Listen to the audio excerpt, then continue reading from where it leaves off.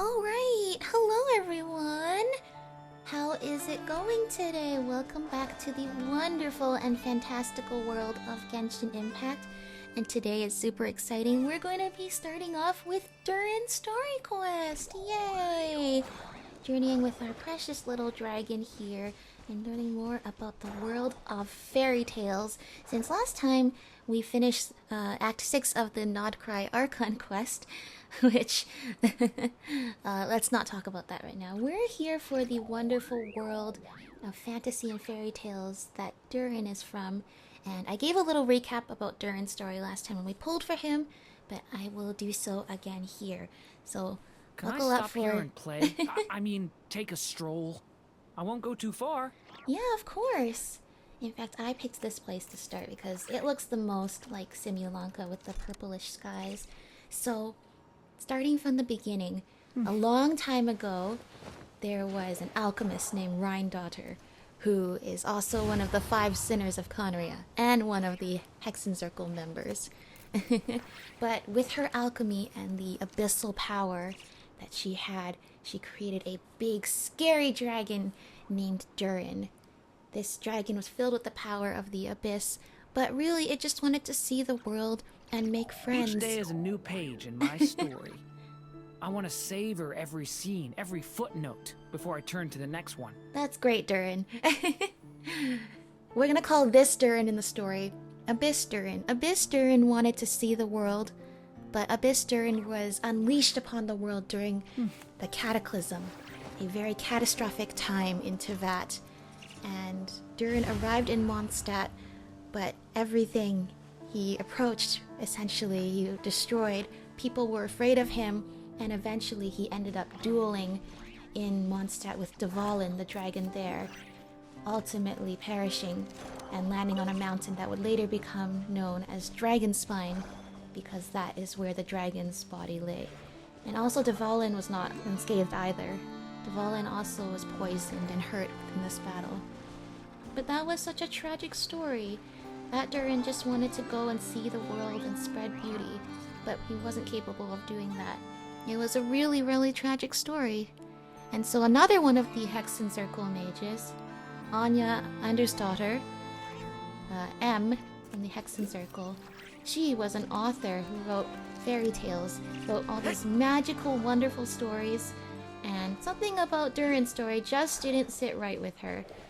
So what she did is she created a storybook world, a fairy tale, where Durin could maybe change his fate, maybe not live so tragically. And with the help of 2 other Hexencircle mages, Alice, or A, and Barbaloth, or B, they were able to bring the world of Simulanka to life, turning it from more than just a fairy tale book into this living world within the story. And the 3 of them became known as the Goddess of Creation, Goddess of Prophecy, and Goddess of Fate. And there in that world, M created a new Durin. We'll call this one Simulanka Durin. This Durin is different from the Durin that had perished on Dragonspine. Now this Durin loved living in Simulanka and enjoying the fairy tale world alongside M, who was his mother, the one who had created him. But M was different from a lot of the other Hexencircle mages. Unlike the others who are immortal or long-lived, she had a normal human lifespan. And eventually one day she passed away of old age. And when that happened, our friend Durin here in Simulanka was left all alone. And there was nobody there to guide Durin anymore.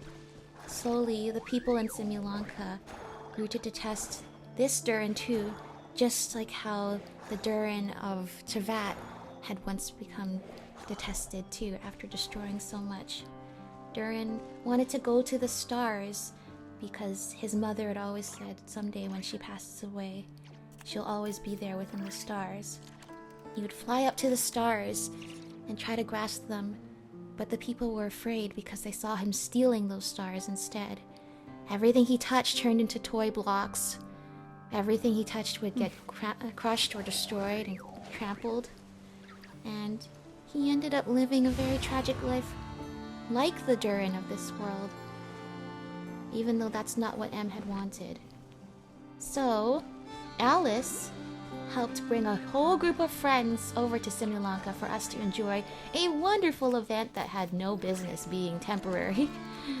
And it was the Traveler and Paimon, Nilu, Navia, Kirara, and of course, our dear friend Hat Guy here ended up in the world of Simulanka.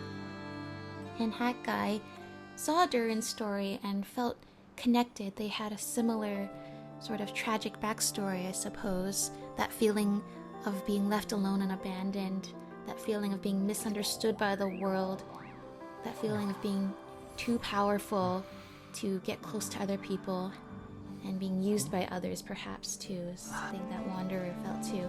But most importantly, when Wanderer saw Durin's story and saw what he felt, Durin had felt that he wished he'd never been born at all. And that was a feeling that Wanderer resonated with. Together, all of us were able to reach through to Durin and help him overcome that sorrow and sadness. And then he went from becoming this big toy dragon into the cutest little baby dragon ever. He was so adorable, and so we called him Mini Durin. And thanks to the magic from the goddess of creation, Alice, the creatures of Simulanka were able to leave the storybook world. So Durin got to come to Teyvat and hang out with all of us, and now he gets to be all curled up like this. Eventually, while we're back in Simulanka, Rubedo came, and he warned Hat Guy that something was up with the original Durin, Abyss Durin, back on Dragonspine. Even though Durin had been long dead, his heart was starting to become active again. And that would be really bad if the original Durin came back to Teyvat. Who knows what kind of destruction would happen. So, later on, when things were getting more dire, Rubedo called upon Mini Durin and told him, I can fuse you with the power of the original Abyss Durin, and you can become a human and live in this world. And so, with his alchemy, as the student of Rhindaughter, the art of Chemia, he was able to give Durin a human body and let him live in Mondstadt peacefully with everybody. Almost peacefully. After Durin got used to becoming a human, he got to meet up with Klee, who he played with in Simulanka, and they went fish blasting together and got in a lot of trouble. So, that's the recap story of Durin so far. Durin comes from a fairy tale world, one of the few, if not only, characters that comes from a region of the game we can no longer go back to, Simulanka. But thankfully he got to visit a lot of his Simulanka friends during the Moon Prayer Night Festival that we went to. And he has lots of friends here too.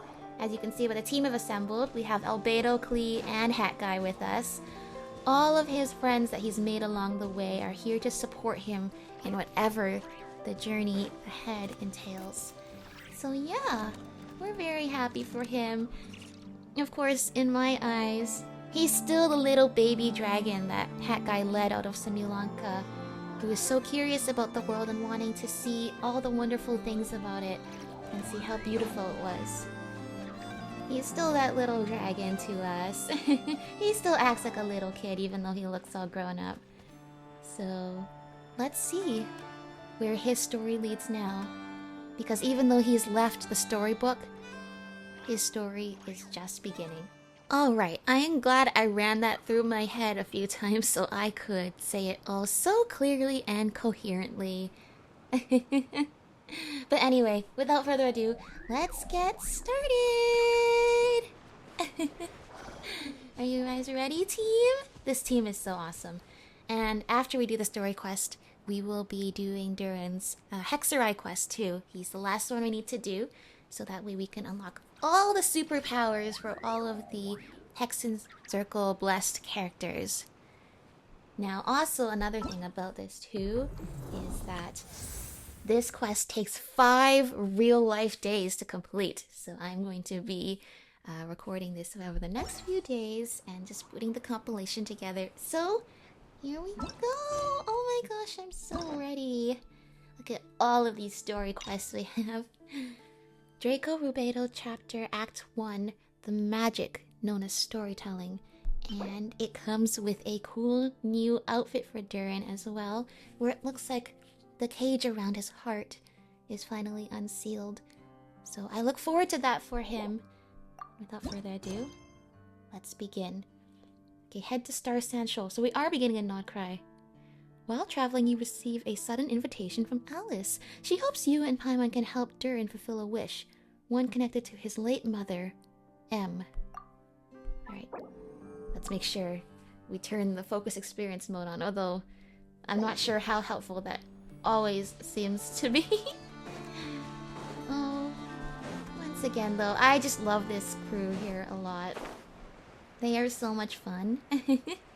Especially Durin and Hat Guy. Just getting to see the adventures they go on has really made me feel better. Getting to see Wanderer be that sort of inspiration and guide for Durin. Seeing Wanderer have that chance to guide somebody to not make the same mistakes he did in a similar situation. It's really fulfilling. It's really nice to see him have that chance to grow and be there for someone else like others were for him when he was going through something similar. Also, I picked the dragon spine wings for Durin. Once again, I'm not sure he wants... sure. Okay. See, so here's the thing, right? I don't mind most events being, temporary, right? A lot of these events do have really important lore in them. Like, say, for example, like Golba being the stove god, or the Ibis King in the Sumeru event, or, you know, yeah, stuff like that. The whole lore with Madame Ping.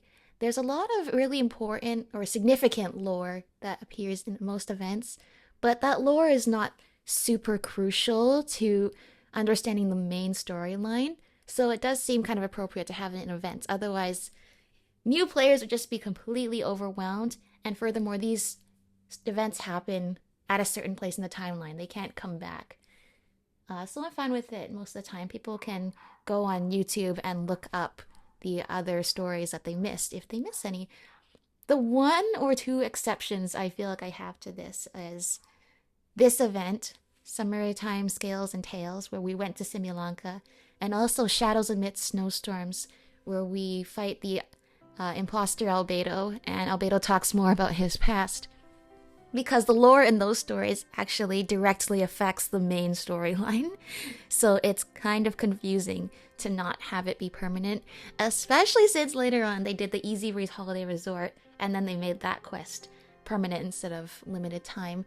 I feel like the two quests I just mentioned, the Simulanka one and the Shadows Amidst Snowstorms, should have been permanent and a prerequisite to Paralogism, which is the quest where Durin becomes a human, because otherwise people don't know where Mini Durin came from. He just kind of came out of nowhere if you didn't play the Simulanka quest. Thankfully, I did play the Simulanka quest, so we're just gonna recap that instead. Anyway, that's my take on it. Is most events I don't think should be rerun or permanent, but those two I think should be permanent. About Durin's past. After receiving a strange fairy tale book, you and Paimon arrived in a wondrous world named Simulanka. There you experience an adventure with your companions. Eventually, you discover that the world was created based on a fairy tale written by Mage M. You also rescue a little dragon named Durin in that world. Mini Durin made friends with you, promising to aid you at some point in the future when you should need it. Yay, look how cute he is! He's so adorable as Mini Durin. Alright, and this is the quest I actually haven't played yet. And also Durin's face is cut off because it's the iPad. The once yearly Windbloom Festival had come around again, and so you and Paimon set out together for Mondstadt once more. But strange things kept happening. First, you found the residents behaving weirdly, then Albedo was accused of murder. That's some serious stuff. Concerned for your friend, the two of you accepted the invitation to join the investigation. after much investigative work, you uncovered the truth, and the culprit was none other than the dragon that fell onto the snowy mountains. Learning of Albedo's existence, the dragon, a fellow creation of Rhine-daughter, grew intensely jealous. It then began plotting in secret to destroy him. Oh, that's why it would be dangerous to bring back Abyss Durin. Together, you brought the immediate danger to an end, only to see an even greater threat surface. The dragonspine Durin was about to revive and bring disaster to Mondstadt. Fortunately, Albedo was prepared with a plan, and your friend from the fairy tale world also arrived in Mondstadt to assist. In the end, through the combined efforts of you and Albedo, Durin, the dragon bearing the same name, was reborn in the Fallen One's place, and the crisis was finally brought to an end. Yeah. And it seems like Albedo did a pretty good job with turning Durin into a human, finding a way to have Durin balance his own fairy tale powers with the dark powers of the Abyss Durin, and making sure that neither really overwhelms him, and he can still be in control and do all the happy things that he wants to do, including come here to help out our friends in Nodcry with this crisis. So, yeah, great to have you on the team, Durin. A good recap. That is a lot of abyssal power and dead animals. Durin! Durin! Durin! Don't die! Whenever I'm gliding, I was afraid. Oh, it's Durin! Durin! Are you okay? That's a lot of abyssal energy coming off of you. Oh, and his eyes are so red. There we go. Traveler in Back to Paimon? normal. I'm sorry. I hope I didn't scare you. No, you didn't. I mean, I was scared for you more than scared of you. Oh, no, you didn't scare us. Just gave us a little surprise. Looks like you've gotten even more powerful now. Yeah. I don't know. It just feels like it's gotten harder to control. I didn't mean to strike so hard. I'm so relieved you didn't get hurt. I was just talking about how his body seems to be able to control and balance the two forces within. It's all good. We've had worse. Is the abyssal power inside of you acting up? No, don't worry about that. It's been very stable ever since I got this body. Albedo made sure of that. Okay. What you saw just now is something that only started happening recently. Maybe I'm still acclimating or something. I'm sure it'll clear up over time. Anyway, what brings you here? Did you need something?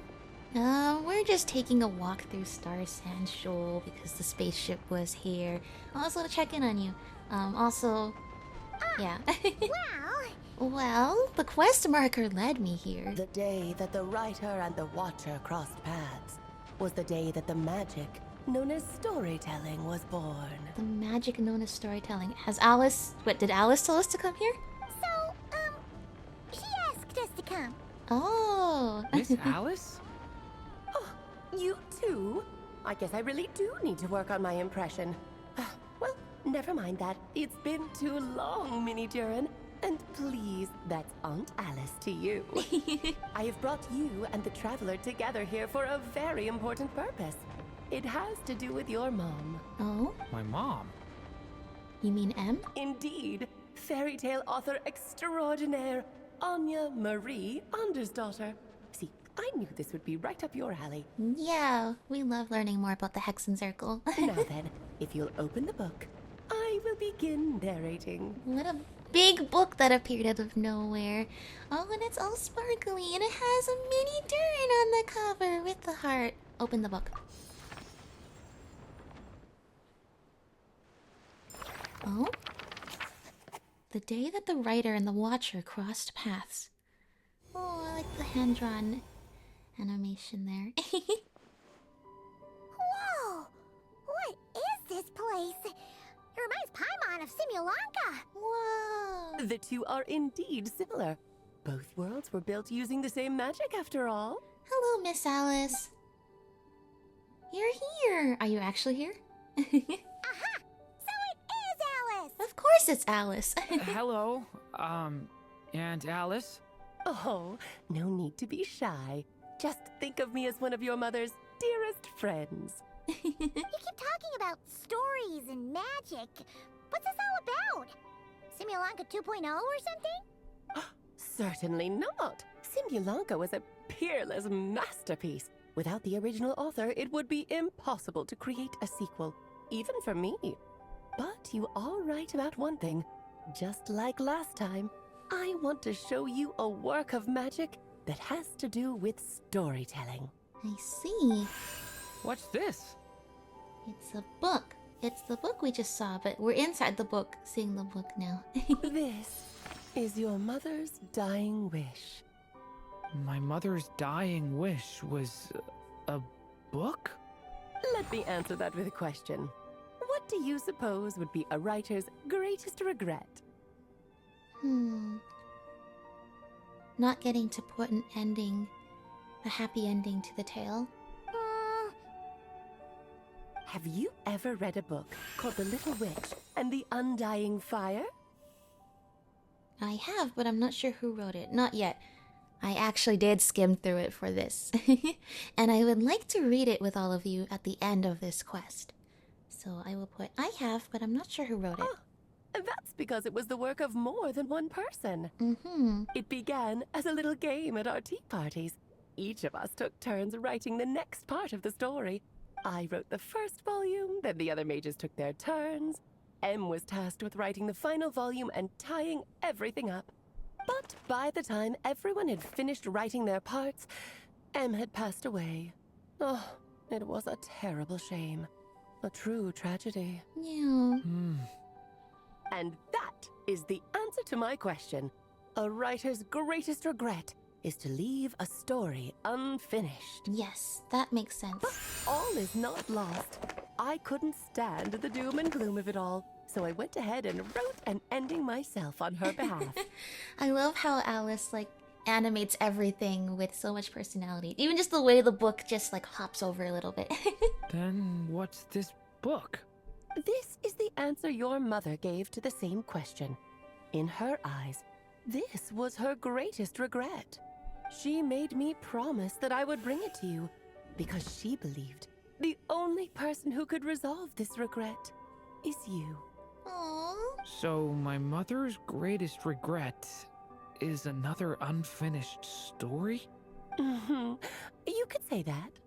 And I guess resolving the regret means finishing the story? That's one way to put it. Oh, is a straight answer too much to ask for? Yes. Her answer was quite the opposite of what I'd expected. But oh, how touching it was. I'd love to tell you what she said, I really would. But that would spoil the plot, and we can't have that. Spoilers ruin everything. Oh. Well, fine. We'll make do with the breadcrumbs. It's hardly the first time you've strung us along like this. Just think of this task as giving a story a much-needed ending. All I ask is that you do your best. I understand. But I only just started learning human script, and I don't have any writing experience at all. Relax. Why else do you think your dear aunt went and found you two such wonderful helpers? There we go. I guess that's going to be our job then, is to help Durin with writing this story. With their experience, you'll have so many story ideas the you won't spotlight! know what to do with them. So don't be shy to ask lots of questions. So that's why we're here. Well, I'm happy to help. Yeah. If it's to help Durin fulfill his mother's dying wish, then we're in. That's right. Aunt Alice, could I ask, what kind of story was my mother hoping to write? I had a feeling this might come up, but that answer isn't mine to give. You'll have to find it yourself, here inside this book. I see. We need to read what was already written first. Don't worry. We'll help you come up with loads of ideas. Mm-hmm. We are experienced writers now. Yeah. Let's find a nice spot where we can settle in and read through this thing. We could even get some snacks, too. Oh, look at the lovely tea party set up here. Oh, the actual process might not be quite the walk in the park you're imagining, Paimon. Hmm? Why's that? Because when Em created this book, she borrowed my magic. In other words, it's not a book you can just pick up and read. It's a magical book. Oh, so it is is like Simulanka. Its chapters are scattered through memories of the past. Gather them all, and the book will show you its secrets. So, where are we supposed to find these memories? M left a trail of clues for each unfinished chapter. Follow the hints, and you'll find them. Oh, and when it comes to adding to the story yourselves, you'll need to use this. Oh? There's points for how much we can write, and there's an ink bottle. And this is... This, my dear little Paimon, is the ink M left behind. Infused with a little of my own magic, of course. If you're planning on writing something inside the book, you'll need it. I love the way Alice operates, because she breaks the fourth wall. She can literally point up at the magical... It's not a health bar, the ink bar on the UI, and all the other characters see it. How very magical. It's extremely precious, so be sure to use it sparingly. This is all that's left. So, we need to search for the memories and keep an eye on how much ink we're using. Oh, it just had to be a wild goose chase, didn't it? That's classic Alice for you. Perhaps it's just another form of storytelling. M was ever so creative when it came to things like that. Just think of it as a little challenge your mom left behind. Who knows? There could even be a mysterious prize at the end of it all. Ooh, well, we all love prizes, don't we? I don't care about that. This was my mother's dying wish. Yeah. Whatever it takes, I'll find a way. And we're here to help. Yeah, exactly. Durin loved his mother dearly when she was still alive, and they went on so many wonderful adventures together. And now that she's passed away, this is probably the only connection he really has left with her in this world. So, I'll be sure to help you fulfill this quest. Yep. With the two of us by your side, you'll be just fine. Okie dokie. That should be pretty much all you need to know. Thank you, Alice. Oh, and once the story's complete, do let me have a little look-see, okay? I've read everything she ever wrote, so naturally, I can't miss this one. How will we find you? Yeah. Most of the time, you're pretty hard to pin down. Don't worry, I'll know when you're finished. Just wait for me to reach out. That's right, one does not reach out to Alice. Alice reaches out to you. All right, off you go. I can't wait to hear how the story ends. Me too. Thank you. Oh, in we go! Was the day that the magic known as storytelling was born. Oh? Well, we're back in Nod Cry. Here we are again. Alice's magic really is incredible, huh? Let's take a look at this book. Right. Alice mentioned we should be on the lookout for clues.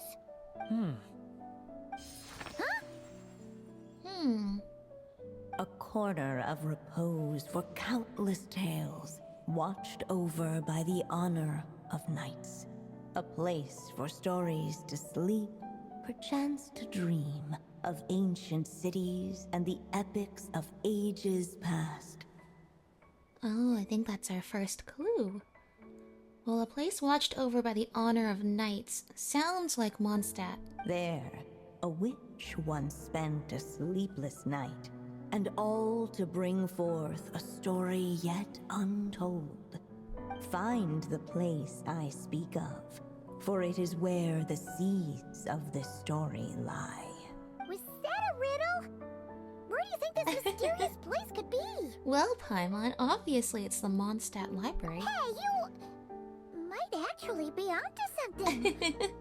Guess that means we need to head back to Mondstadt? Mondstadt is a very, very long way away from here. But yes, we should go back to Mondstadt. I had a feeling that's where we would be headed. After all, it's where my mother was from, and I bet it's where she wrote this story, too. Yeah. Yeah, that makes sense. Still, I feel bad about dragging the two of you along on such a long journey. Oh, don't worry about it. Remember, we are travelers. We're adventurers. Going from place to place is what we do, and so is helping out our best friends. Don't worry about it. We don't really have much going on right now, so we're all yours. Come on, let's go! Yeah, we don't have much going on while we figure out our next steps after that Archon quest. Alright, here we go. Draco Rubedo chapter The magic known as storytelling. Go! Alright, well, we are not going to walk all the way over to Mondstadt. We are going to use the magic known as teleportation.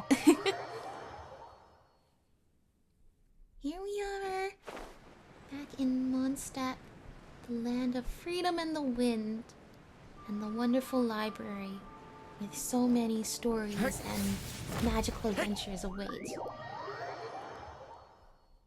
The Imaginarium Theater is in here too. Haven't done that in a while. Gotta do that. Okay.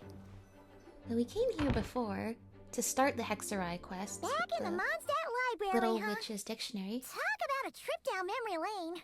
It's been a while. Feels like we were here just yesterday. Well, we were here like a week ago to do the Hexerai quests for the other 7 characters. So we're supposed to find the seeds of the story, right? What do you think that means? Seeds of the stories, or seeds of stories, brought by the wind and cultivated by time. I don't know if that has anything to do with this. Well, we're in a library, so it's gotta be books, right? But seriously, there's so many here. How are we supposed to know which ones we need? Making a racket in a library? You should know better than that. Lisa! Oh, sorry about that. Now, who do we have here? Ah, my golden-haired cutie. And my little horn cutie, too. Hi, Lisa. Sorry, Miss Lisa. I know you taught me to be quiet in the library, but Paimon was just trying to help.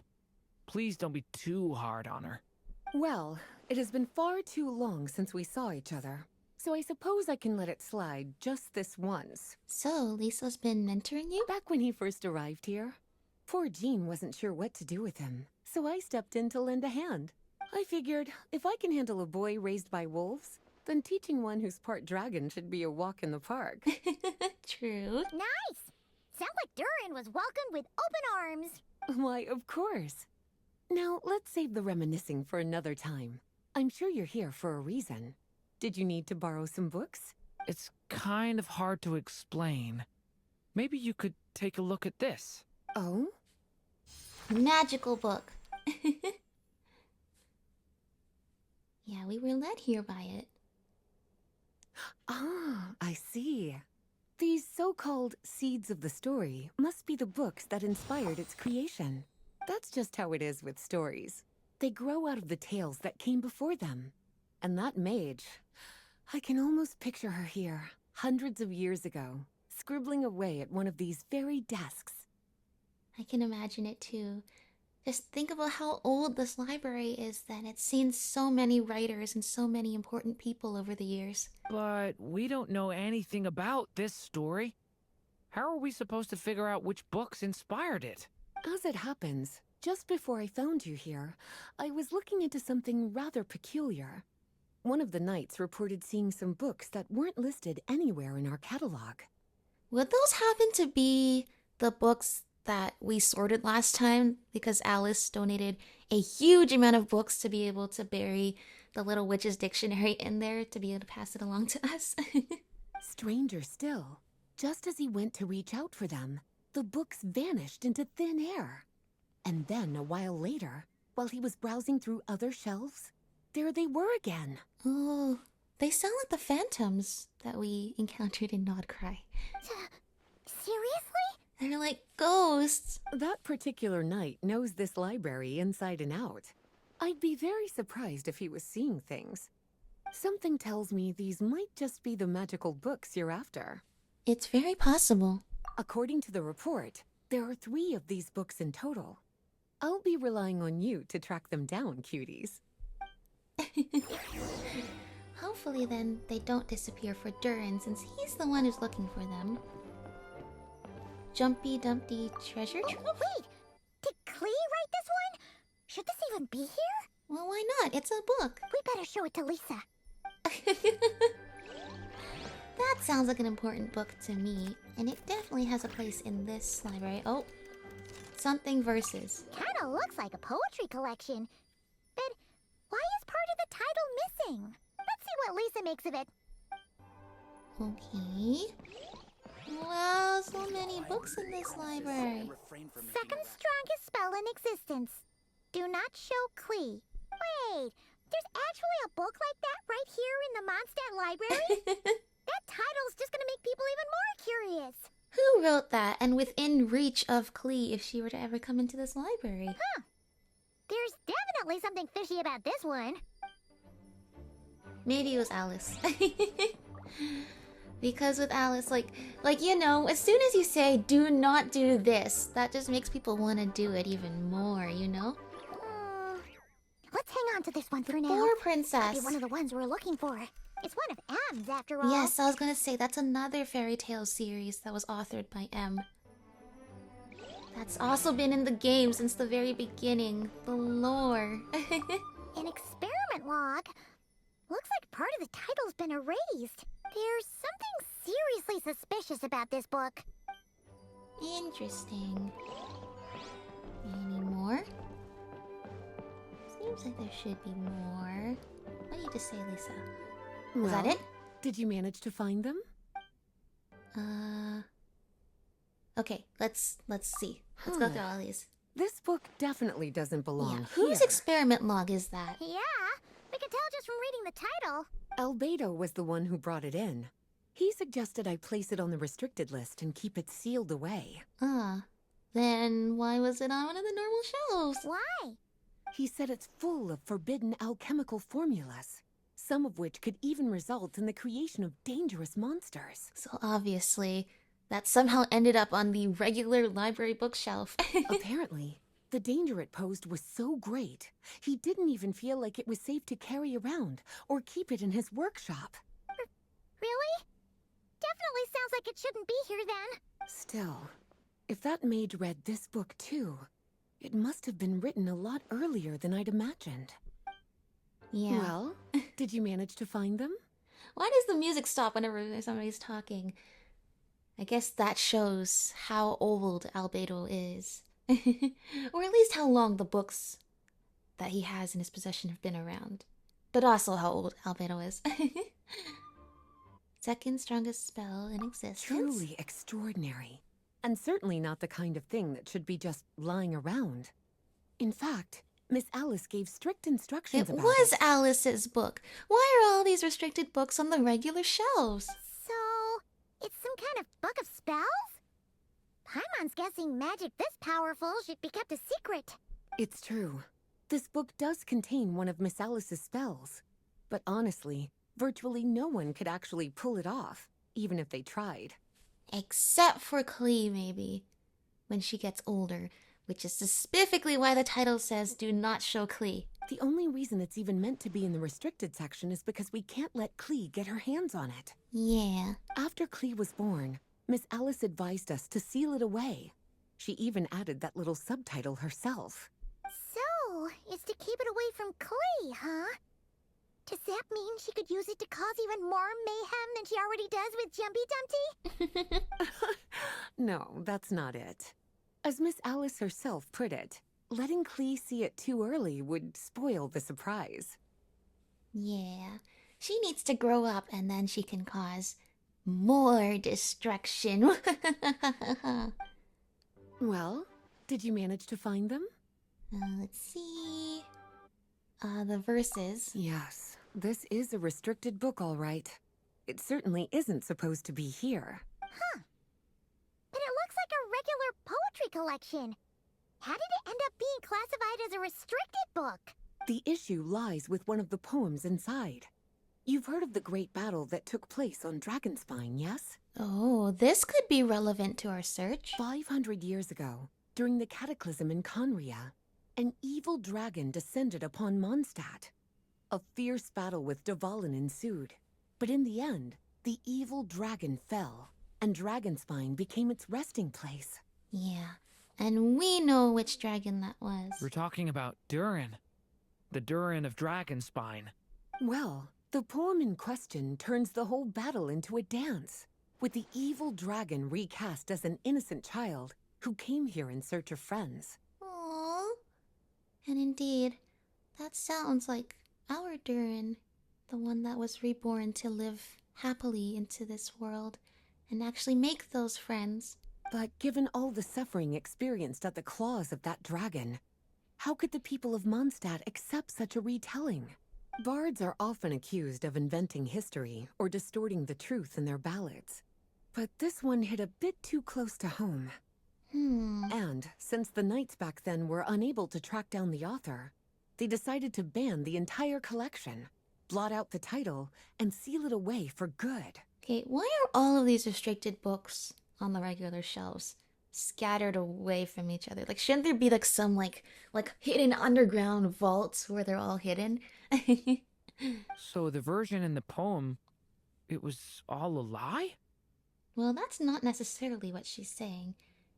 Rather, she's just saying it's a version of the story that the people of Dragonspine, not the people of Dragonspine, the people of Mondstadt wouldn't be able to accept given all the suffering they've experienced. I'm afraid that question is something only the dragon himself could answer. Is that it? Well, would you look at that? Seems like these are the little troublemakers you're after. And all three just so happen to be forbidden texts. What kind of story requires reference material like that, I wonder? Okay. We picked up a lot of books. Can you tell me which three were the ones that were the troublemakers? Forbidden texts? You know, the first time you mentioned that the library had a restricted section, I thought you were just trying to scare us. Are you saying it actually exists? And why are they all not together? Maybe that's a better way to hide them, is to not have them together. Otherwise, somebody looking for a forbidden text would just have to go to the forbidden text section of the library. Not really something you should be poking your little nose into, is it, cutie? Sorry. Seeing as it was Miss Alice who asked you to look for these books, I won't question the matter. But they'll need to be sealed away again once you're done, so don't forget to return them. Got it.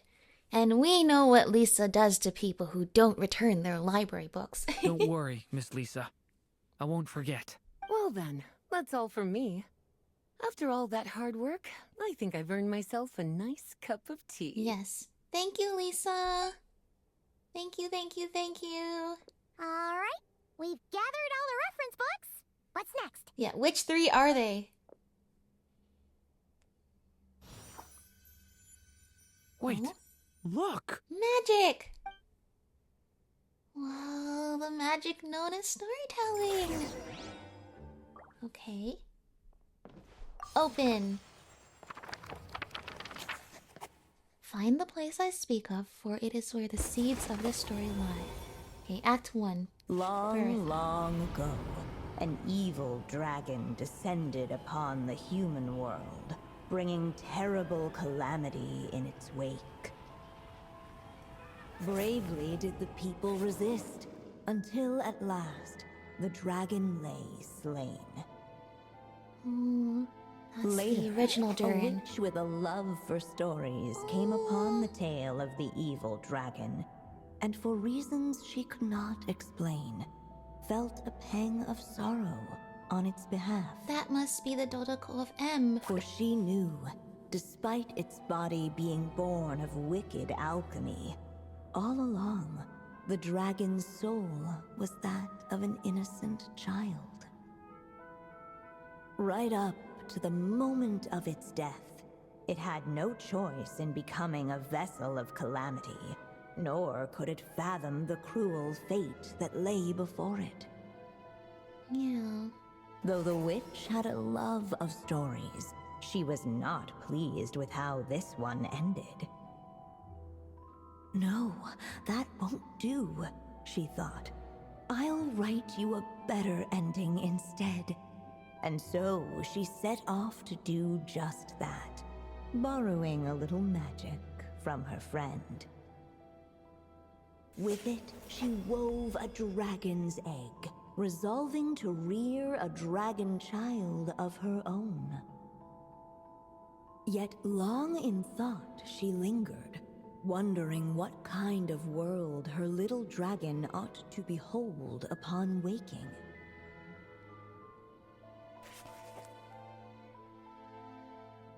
What should be used to adorn his cradle? Oh, This is the story of our Durin. Because the original Durin story was so sad, Em wanted Durin to have a new story and a new ending. And I suppose we have the chance to write that ending now. Wisps of woodland air. At last, she made her mind up, adorning the cradle with a wisp of woodland air. Then, she quietly waited for the egg to hatch.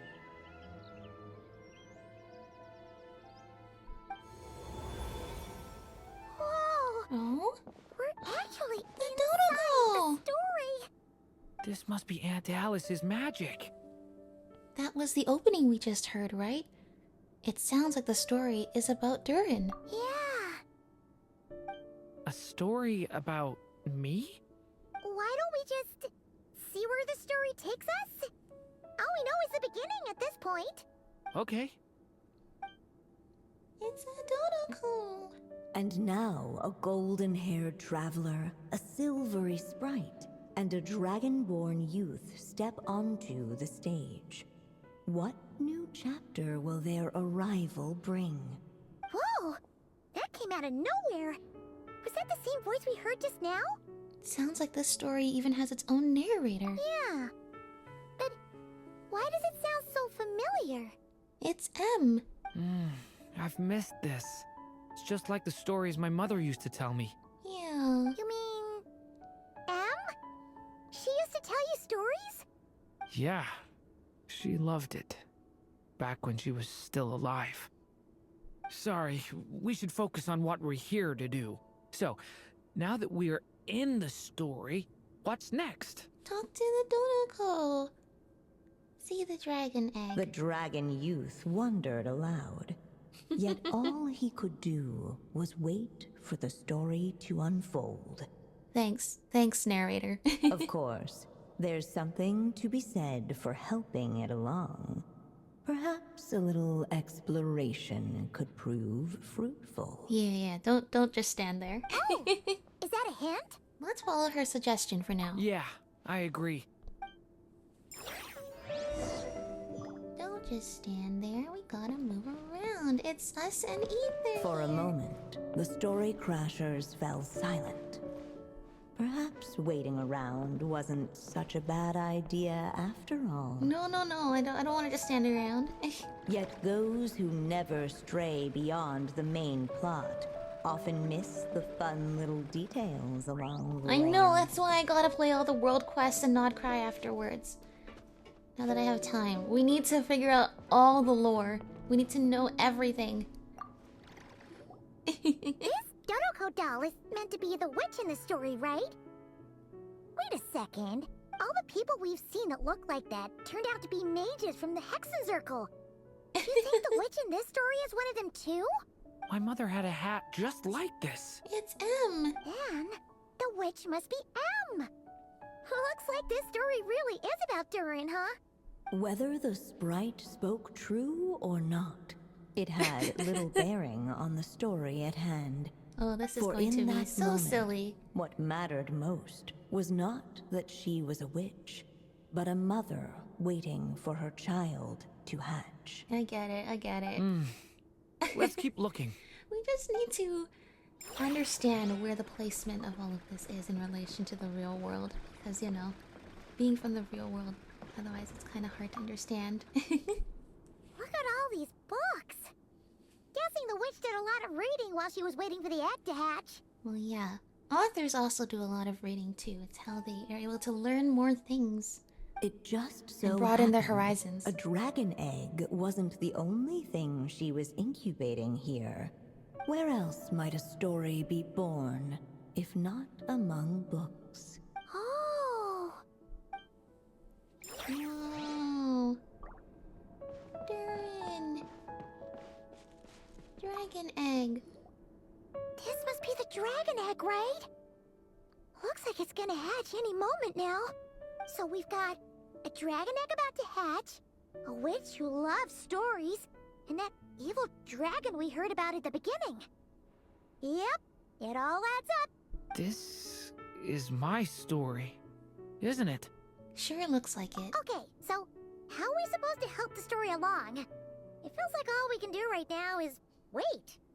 Apparently, it hadn't dawned on the group to look for a way to help the egg hatch faster. I'm sorry. Oh, right. We're at the point in the story where we're waiting for the baby dragon to hatch. So that has to happen before the story can continue. And how do we do that? With the flames at his command, perhaps the dragon youth might be able to provide the egg with sufficient warmth. This narrator's like, I just want to tell the story. I don't really want to railroad you, but you guys aren't doing what you are naturally supposed to do to move the story along. I love all of the little harpastos over there. I don't want to burn the egg, and you know, making fire come out of your hands is probably a little warmer than the usual incubation temperature, but... What? You want us to roast the dragon egg? yeah, it seems a little hotter than you would need. The silvery sprite's surprise betrayed her lack of reading.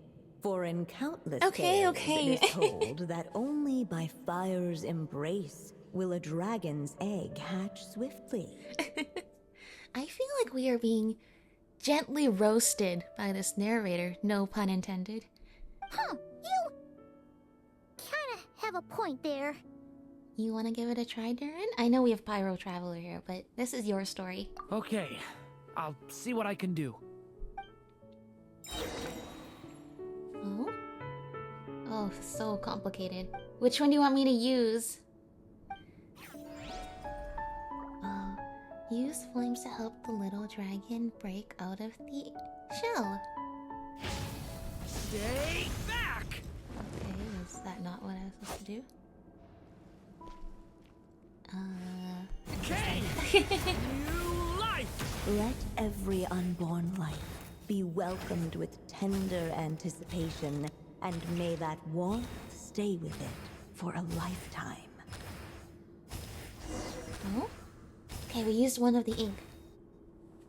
At last, under the witch's expectant gaze, the little dragon broke free from its shell. It's a baby dragon! It's so cute and small! No living being has ever decided the moment of its birth. You were no exception, my child. I brought you into being because I willed it so. Just like the witch who created that evil dragon. Yeah.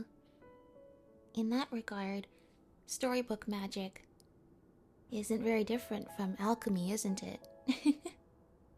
Except one affects the real world, and the other is a world where you can make anything you want happen. But I promise you this. Your birth was wanted. You are loved. And you will have a different fate than the dragon that came before you. Aww. His mother loved him so much and wanted him to have a beautiful life. You've never told me those things before, but for some reason, I always knew. Thank you for bringing me into this world. Aww. This is so cute. The waiting witch did not feel lonely, for she had 3 visitors by her side. Together, they beheld the hatchling's first breath of life. We're all Dodicos! Holding her dragon child close, the witch promised him a life unlike that of the evil dragon. And so, nestled in his mother's warm embrace, did the little dragon's story begin. Wow. What a lovely beginning.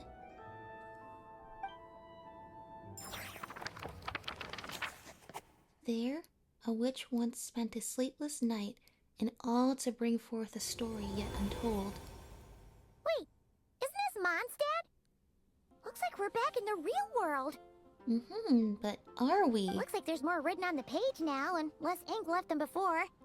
So, does that mean we've completed this chapter? So it is Durin's story after all. Or at least a window into his past. Yeah, but why does M seem to think that the story isn't finished yet? Durin broke free from the curse, came into this world with a new body, and even made a bunch of new friends. That already sounds like a happy ending to Paimon. That's true, but if so, we need to add all of that into the book in due time. We need to make sure that's all recorded down. Maybe there'll be some clues in the following chapters? True. Everything's always so mysterious with these mages. Guess all we can do is wait for more clues. Now the waiting game begins. Huh? Oh, Dodoko, it's the sound of the Dodoko phone. Is this thing on? All right, that should do it. Hi, Alice. Hey, that's Alice's voice. Hello there, children. If you're hearing this, you've stumbled upon the little recording I left for you. I thought you Great. could use a few hints about how the book works. Great, thank you for giving those hints after we already finished one chapter. By now, I'm guessing you've already begun to leave your mark on the story. You should know, however, that the book needs time to absorb the ink, so the next chapter's clues won't show up right away. Ah, okay. So this is why it takes 5 entire days. Wait, so even magic ink needs time to dry? That's a good point, Paimon. The good news is, you can return to any chapter you've already completed and continue to explore the mystical, magical storybook world you helped create. Have fun, dearies. Toodles! Toodles! Oh, man. Paimon was so ready to knock this out at one go. I think we all were. Maybe it's for the best. Yes. Sooner or later, we'll end up being whisked off to another world again, and if that happens, who knows when we'll be able to come back. Yeah. Doing it like this means we can enjoy the story in nice little absorbable chapters and really take in the experience. So it might be good to take a break while we can. Mm-hmm. A break. Hungry. Guess now is as good a time as any. Yeah. Paimon has a sudden craving for the Good Hunter's sticky honey roast. And we happen to be in Mondstadt, so... So let's meet up here later. I need to find Miss Lisa to return those books anyway. Yes. Good job, team. Good job. Oh, Durin. Wait for the next book to reveal hints for the chapter. Oh, wait for the book to reveal hints for the next chapter. I can read. Next chapter unlocks in 9 hours. So, that is the first chapter of Durin's story quest. Wow. And I guess we have to wait until tomorrow to see the next one. What do you think, Durin? Oh, so we can go back to where the egg is? Is that where this is? Yeah. Oh, but there's no more Dodoko or egg here anymore. The Dodoko and the little dragon have already started to go on the next chapter of their adventure. As for us, this just seems like such a lovely little place to hide out. To curl up with a book. To enjoy all the magic of all of these mystical stories and this world. That's how I feel playing this game, even. Aunt Alice said we can return to the story world at any time. If you feel like checking it out again, just come find me. Will do. It's so nice to see you, Durin. And I think we're gonna have lots of fun on this adventure, so stay tuned for the next part coming now. Alright, hello everyone. Welcome back for day 2 of Durin's story quest. Yay! Continuing on with piecing together the fairy tale that Alice gave to Durin, which was left behind by his mother, the mage M. And let's see what day 2 has to offer us. Hello, Durin! Hey, Durin! Any more clues for us? We're all set for the next chapter. Let's do this. Yeah, I was just about to come find you. Let's see what it says. Okay. Now sprout to life the story's seeds, stirred by wind-born melodies. Oh, that rhymes so nicely. Then on that breeze the music leaves, fading into distant memories. Seek the place where wind and tale entwine, and once there, make 3 riddles into verse, and 3 melodies into song. Interesting. Okay, well, once again, where wind and tale entwine still sounds like it's somewhere in Mondstadt. For in poetry and song will this story start to blossom. Where specifically do we need to go? Come on! Another riddle? All that talk about wind and melodies? What do you think the answer could be? Wind, melodies, Mondstadt? Are you thinking what I'm thinking? Well, I'm not sure. Sometimes Ether is much more confident than me, but I'm gonna guess that this is Wind Rise. Oh! Care to elaborate? Aw, Durin. Wind? Music? Poetry? Tone-deaf bards gotta know the answer. Yeah. Oh, that's true. It's Venti. I was imagining Venti waiting for us under Windrise, so yeah. You mean Lord Barbados? Oh, you know too. Albedo introduced us when I first arrived in Mondstadt. I mean, someone like me was bound to catch his eye sooner or later. It's better that it's out in the open anyway. Now, how should we track him down? Well, that's pretty simple. If we go check in all the taverns... Oh, or he can just show up here too, because he hears us call his name. I'm pretty sure he's already caught wind of what's going on here. Why don't we just see where the wind takes us? Good idea. Right. He definitely makes it easy to forget he's a real god sometimes. He knows that we're looking for him. Alright. So if not Windrise, then I would surmise he's near the statue then.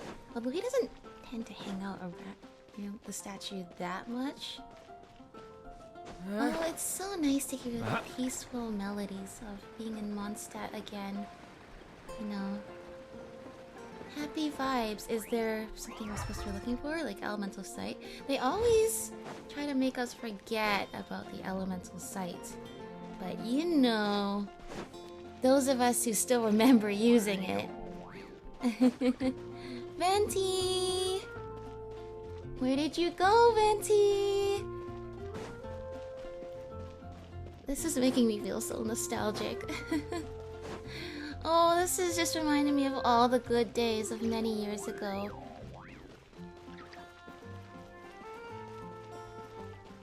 The blue skies, the cheerful melodies. It's here that we know everything's going to be okay. Okay, Venti, it's not up here. I thought I should at least check, because this is part of where the circle is. Maybe he's looking over the railing, but nope. At least if we're up here... Oh! You remember the old days of scaling these walls? I think if we're up here, at least we can see where he is, maybe?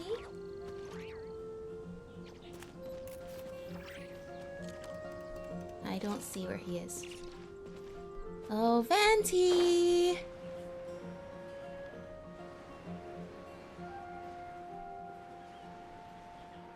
Where did we start from?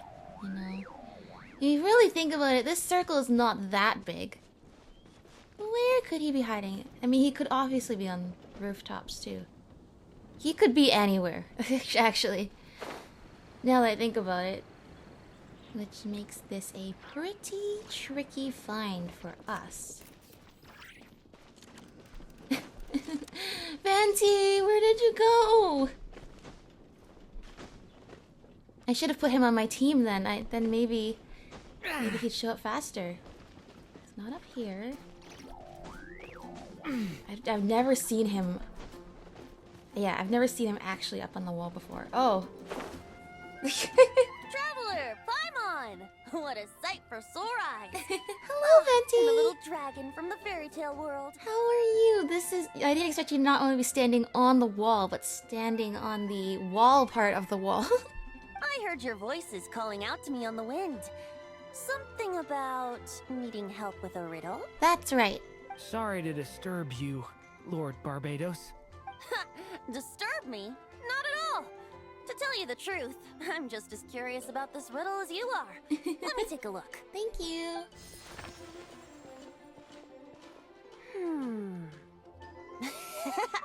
I still love how cute the book design is. What is it? Did you figure out the answer? 3 riddles and 3 melodies. That sure takes me back. The answer you seek lies hidden in memory. Well, that's been the case for everything so far. Looks like running to Tone Deaf Bard was the right call after all.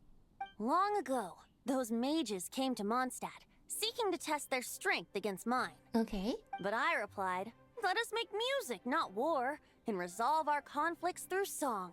Ooh. So I strummed my lyre and sang them this verse. He can fly. Durin can fly too. There's so many characters that should be able to fly in the game, but only Wanderer can. And I guess some of the Natlan characters too. Oh wind, welcome now, my guests. Pass through verdant leaves unseen, where shape your formless self may take, and offer up a graceful scene, a fleeting gift for welcome's sake. Whoa. Leap at the edge of a sea of clouds, where land meets sky and sky meets ground. There frighten off the noisy crowds and bring my guests a calm profound. Fly beneath the stars up high, where mortal noise is swept aside, that my dear guests with starry eyes may share the dreams they hold inside. Now go to where I vowed to keep a quiet spot for them to sleep. No clash, no contest bars the way, just tea and mirth to fill the day. Yeah, tea. There you have it, the 3 melodies. As for the answers to those 3 riddles, I trust you can guess them by now. The woods, the edge of a cliff, and the sky? Correct. Funnily enough, your mother was also the first to solve it, all that time ago. Durin, you're just like her. There must be some kind of special rapport between those who write stories and those who sing them. The woods, a cliff, and the sky. Oh! So that's where it is! Star Snatch Cliff? I suppose the spot that answer points to is where you're headed next. Yeah. You should know, after solving my riddle, the mages even accepted my proposal and made that location their official meeting spot. And going by what your book is suggesting, once you found it, you might want to try playing the melody I just shared with you. Okay, Guess sure. you can be pretty reliable when it counts, huh? Great animal archon? Thanks for the help, Lord Barbados. Still got questions for me, huh? Yeah, you must have read countless tales in your time, being a wandering bard and all. In your experience, why might an author consider a story unfinished? Unfinished? Well, I guess if there's something left to accomplish in the story, or, oh! If the last line goes, "To be continued." Yeah, of course. Huh? Wow, your helpfulness lasted for like 1 second. In all seriousness, I would think the answer to that question lies in your mother's story itself. It's not my place to pry any further. All right then, we should get going. Sounds good. Thank you so much, Venti.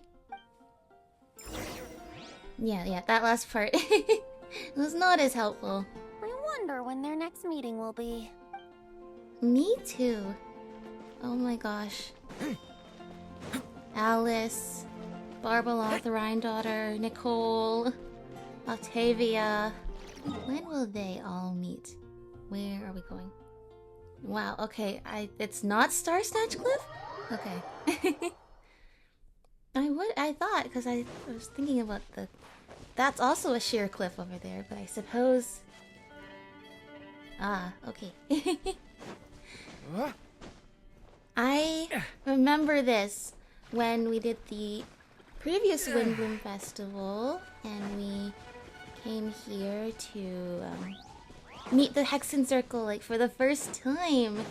I surmise we come here during the Paralogism quest too, which I actually have not done yet. As you can see by the quest marker outside of Mondstadt that I'm still trying to avoid. Let's see. Go Durin! Yep, here is the mage's table. Hello. No, don't land on the ground. Okay, we're here! Now, we just need to play the 3 melodies, and we should be able to gather the memories for the next chapter, right? Yeah. A musical performance. Huh. Out of all the things Miss Lisa has taught me, that's the one I'm worst at. Leave it to me. Oh? Okay.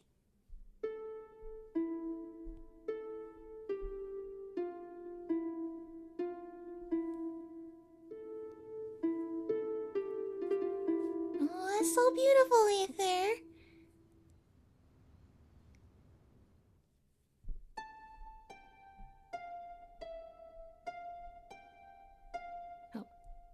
Oh, no. I gotta actually read the notes instead of just feeling the music. Oh, okay. There's no rhythm here, so it's hard to imagine what it's actually supposed to sound like.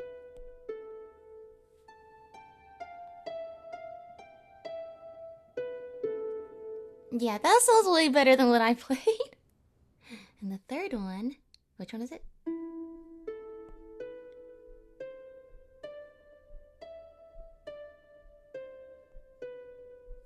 That's the main theme. Yeah, but in a minor key.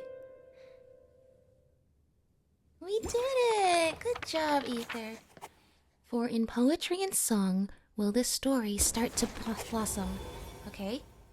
Even a war that shook the world could not halt the witches' gatherings.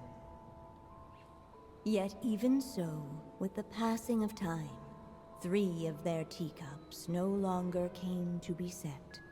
Aww. The witches did not linger long in sorrow, for the story witch had brought glad tidings of her own.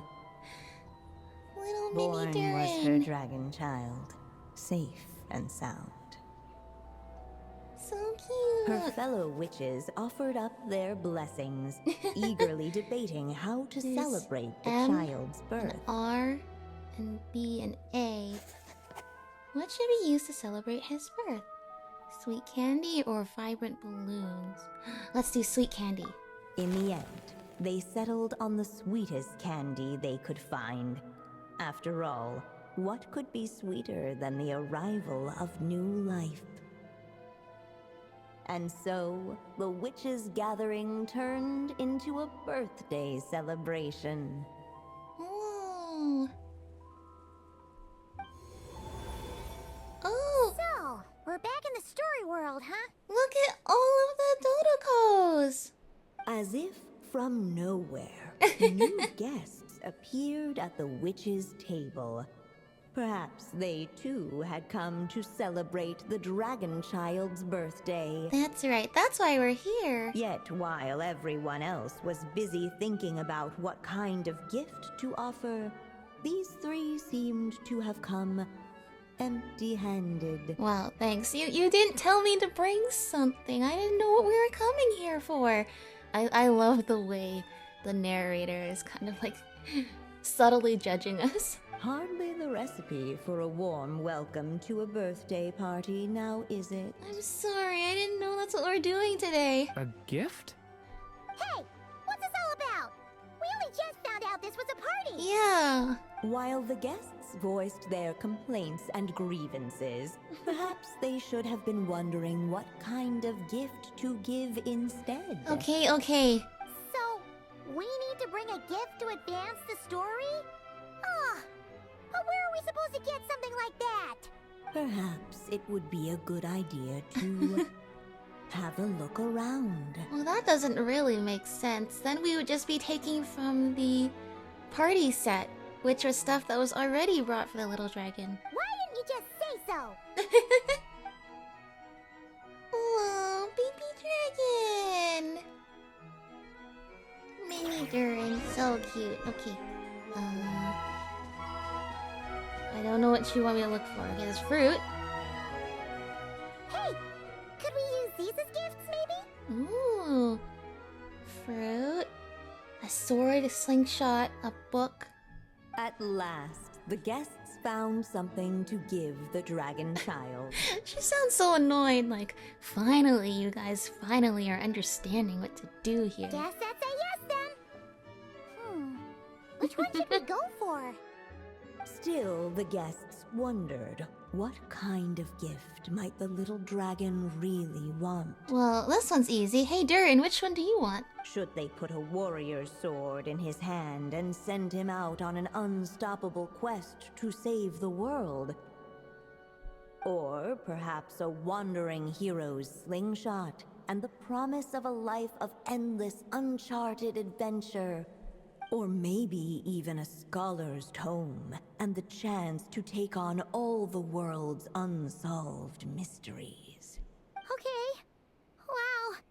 That's a lot of pressure all of a sudden. I know, right? You make it sound like whatever we pick is gonna set him on his life path forever.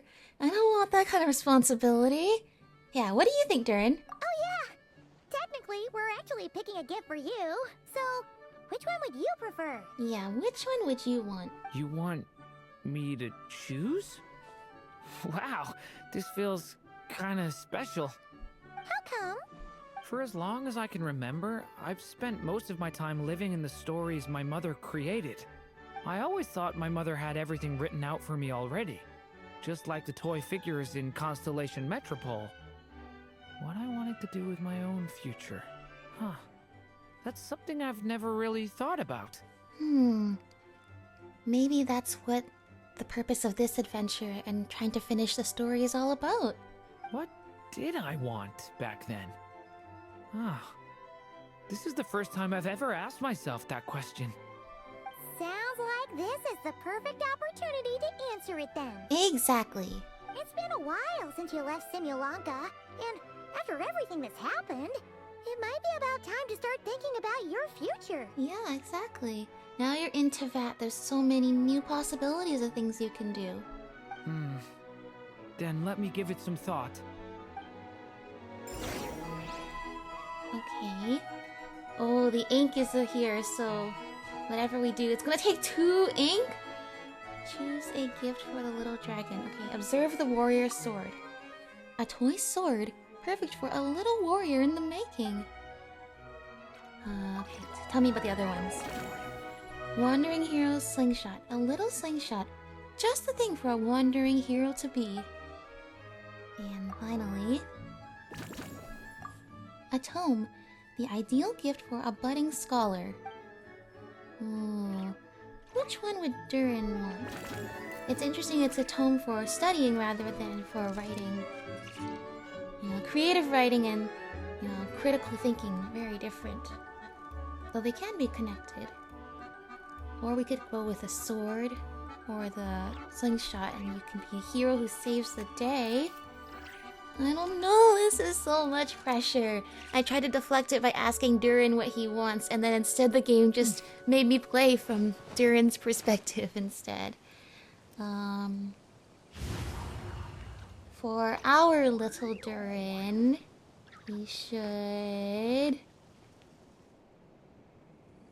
I don't know, this is a choice paralysis. Let's go with the warrior sword. Let's go with this one. In the end, the guests settled on the warrior's sword. Yeah, I'm not sure that was the right choice, but I think there is no right choice in this situation. So, your dream is to become a warrior? I just really want to be able to keep people safe. Yeah, exactly. That's what I was thinking he would want too. If my time in Nodcry taught me anything, it's that a lot of problems in this world can only be settled by strength of arms. Well, I'd say you should always try peace and diplomacy if you can first. But indeed, having the strength to protect ones that you love is important too. As long as I can help people, that's enough for me. You're doing a great job already. Really? But I don't think it's enough. It's okay. We all did everything that we could last time. Alright, the ink has now been consumed. Happy dragon! Alright. They should let us in now that we've got a gift, right? Yeah. Hello there. Brought a gift this time? The newly arrived guest presented his gift, wishing the little dragon a future as an indomitable warrior.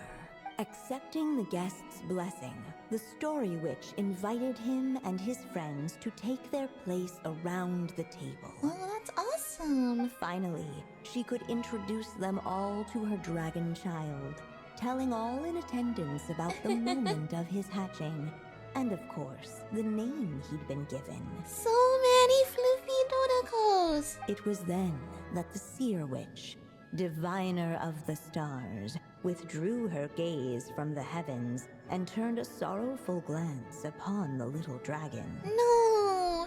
You gave him the same name as that evil dragon? That's right. But the life I intend for him shall be very different. What folly to love so blindly. For as you must know, a name is the mirror of destiny itself. He who bears an evil dragon's name must also inherit the fate of its previous owner. No. I hope that's not true. His fate has been foretold. Then I'll rewrite it. Yeah.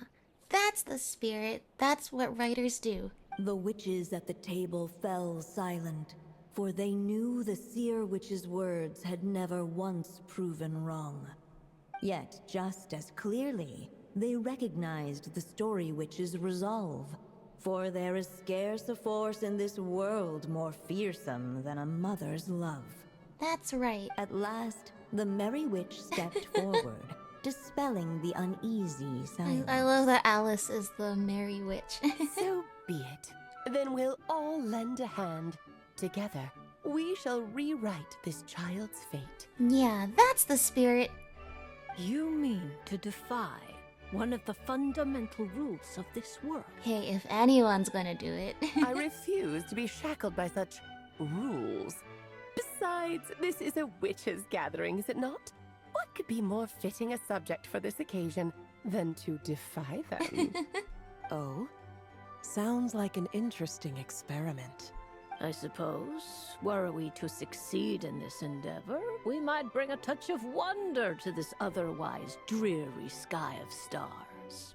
The Merry Witch finally talked them all round, just like she had done many times before. Yeah. Warm and That's strong our as Miss the sun Alice. she was. So much so, in fact, that those who her light shined down upon had no choice but to bask in it. And so the witches readied their gifts, 3 marvels of the cosmos. For this child, I shall decipher the ravings of the heavens and lay bare before him the trickery of fate. For this child, I shall leave a formula powerful enough to unravel the very origins of this world, that he may seek another solution for the conundrum of his life. For this child, I shall call upon wondrous magic to make possible his impossible wish. Oh, so many gifts. All the Story Witch had was the pen in her hand, yet with the love that flowed from it, she resolved to bring forth a marvel of her own. For this child, I shall leave behind the last story I will ever write, and with it, a path to an ending yet untold. With the witch's blessings given and received, the little dragon's fate at last began to turn. Let's go. That's right. This Durin doesn't have to have the same sad fate as the original Durin. In the midst of the dragon child's birthday celebration, the Seer Witch proclaimed her prophecy. The child had been given the evil dragon's name, and with it, the burden of its fate. But hearing this, the story witch so vowed cute. to rewrite it all, for such was her love and resolve. And so the other witches offered their gifts in turn, marvels as rare as any in the cosmos. Together, they sought to test So one of the many weird and fundamental wondrous laws things. of this world, in part to support a mother's love, and in part to sate their own curiosity. Oh, and I almost forgot. Our new guests came bearing blessings of their own. That's right. Who knows? Perhaps this extra bit of courage might be all the little dragon needs to change his fate. Just a little bit of courage. The witches readied their gifts, 3 marvels of the cosmos. Oh, look at that. Yep. Looks like we've completed this chapter too. Durin's mother loved him a lot, and even with the help of her friends, literally gave him the world. That's so sweet. I think part of, I guess, why I picked the sword too is you think about how many legends there are of a human hero with a sword coming to slay a dragon. I think it's actually quite ironic, and once again, a sign of changing fate, that a little dragon should instead be the one to wield the sword and protect their friends. And yes, a little bit of courage to be able to go out into the world and make all the changes, the beautiful things you want to do, become real. Those witches in the story were the mages of the Hexen Circle, right? They sure seem to care a lot about you, Durin. Yeah. But, Paimon kinda had trouble following their conversation. Just a bunch of mystery, as usual. They all bestowed these wondrous things upon you, Durin. The evil dragon's fate. Oh, is that what you're worried about? But didn't we already take care of that? Yeah, after what happened in Simulanka, with everyone's blessings. Ah, the mages must have had a hand in that, too. Exactly. Also, I was just thinking, which part of the story are we even meant to be completing? It seems so far like a little bit for each chapter. Oh, That's a good question. it feels less like we're filling in the gaps and more like we're adding something new altogether. But we use the ink, right? And the book hasn't given us any more clues, so that must mean our task is complete. At least for now. Yeah, I guess we're doing something right. And don't worry, even if we run into trouble, we can always go ask Alice. Maybe I'm overthinking things. It's just, this is my mother's final wish, so I don't want to mess it up. Don't worry, I understand. It feels like a lot of pressure. Anyway, thanks for all your help. I'll let you know as soon as the book reveals a hint about the next chapter. Awesome. Okay then. See you in the next chapter. Yay! Oh, I haven't unlocked the Hexen Circle Island, so I don't get to go back to Hexen Circle Island unless I get to go back to the dream version of it at least. We do. Oh my gosh! Look at all of these floofy dodocos and a baby dragon. It's just so... Rhine Daughter, the most terrifying of them all, is also a floofy dodoco. Okay. As of late, the Tricksy Witch has nearly the entirety of the snowy lands in her grasp. Now none but the Tsar can command her submission. Tsar, this was before the Tsaritsa. Is this Jay?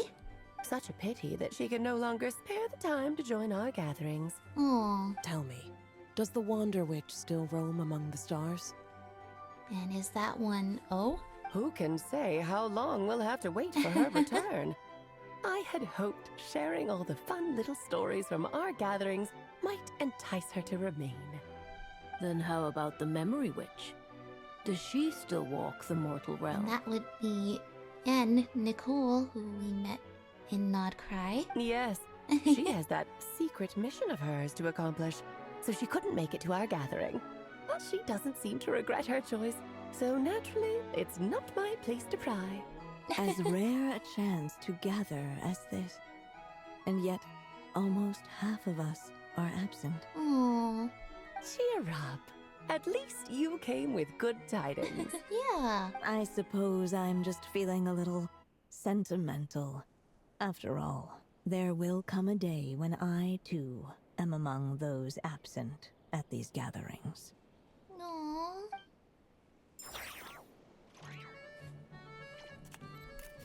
Well, even if someday you're not here, the little dragon will carry on your will in this world.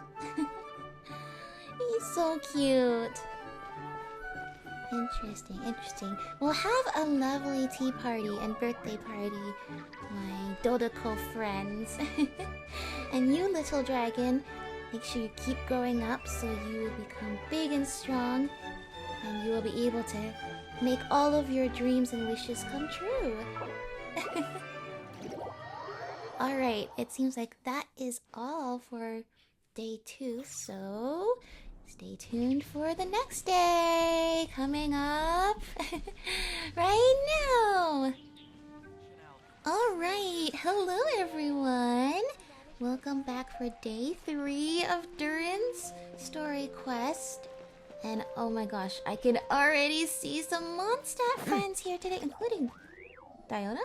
Some say the god of fate calls the outcome of every dice roll before it's even made. Oh my gosh, they're teaching him about the greatest card game of all. And that's why the secret to winning a lot of games is having that god on your side.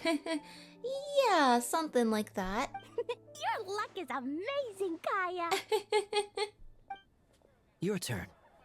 Give it another shot. Oh, this seems like quite a complicated game to teach somebody who is still learning about the world. Even I don't fully understand Genius Invocation TCG. Fear not, O Crimson Dragonborn, for I, the Princess of Ertalang, have bestowed upon you the benediction of the midnight hour. And with it you shall surely smite this usurper. He's so confused. I would be too. Mein Fräulein means to say she's rooting for you in secret. Oh, and that you must, at all cost, defeat the one who snatched her limited edition card back.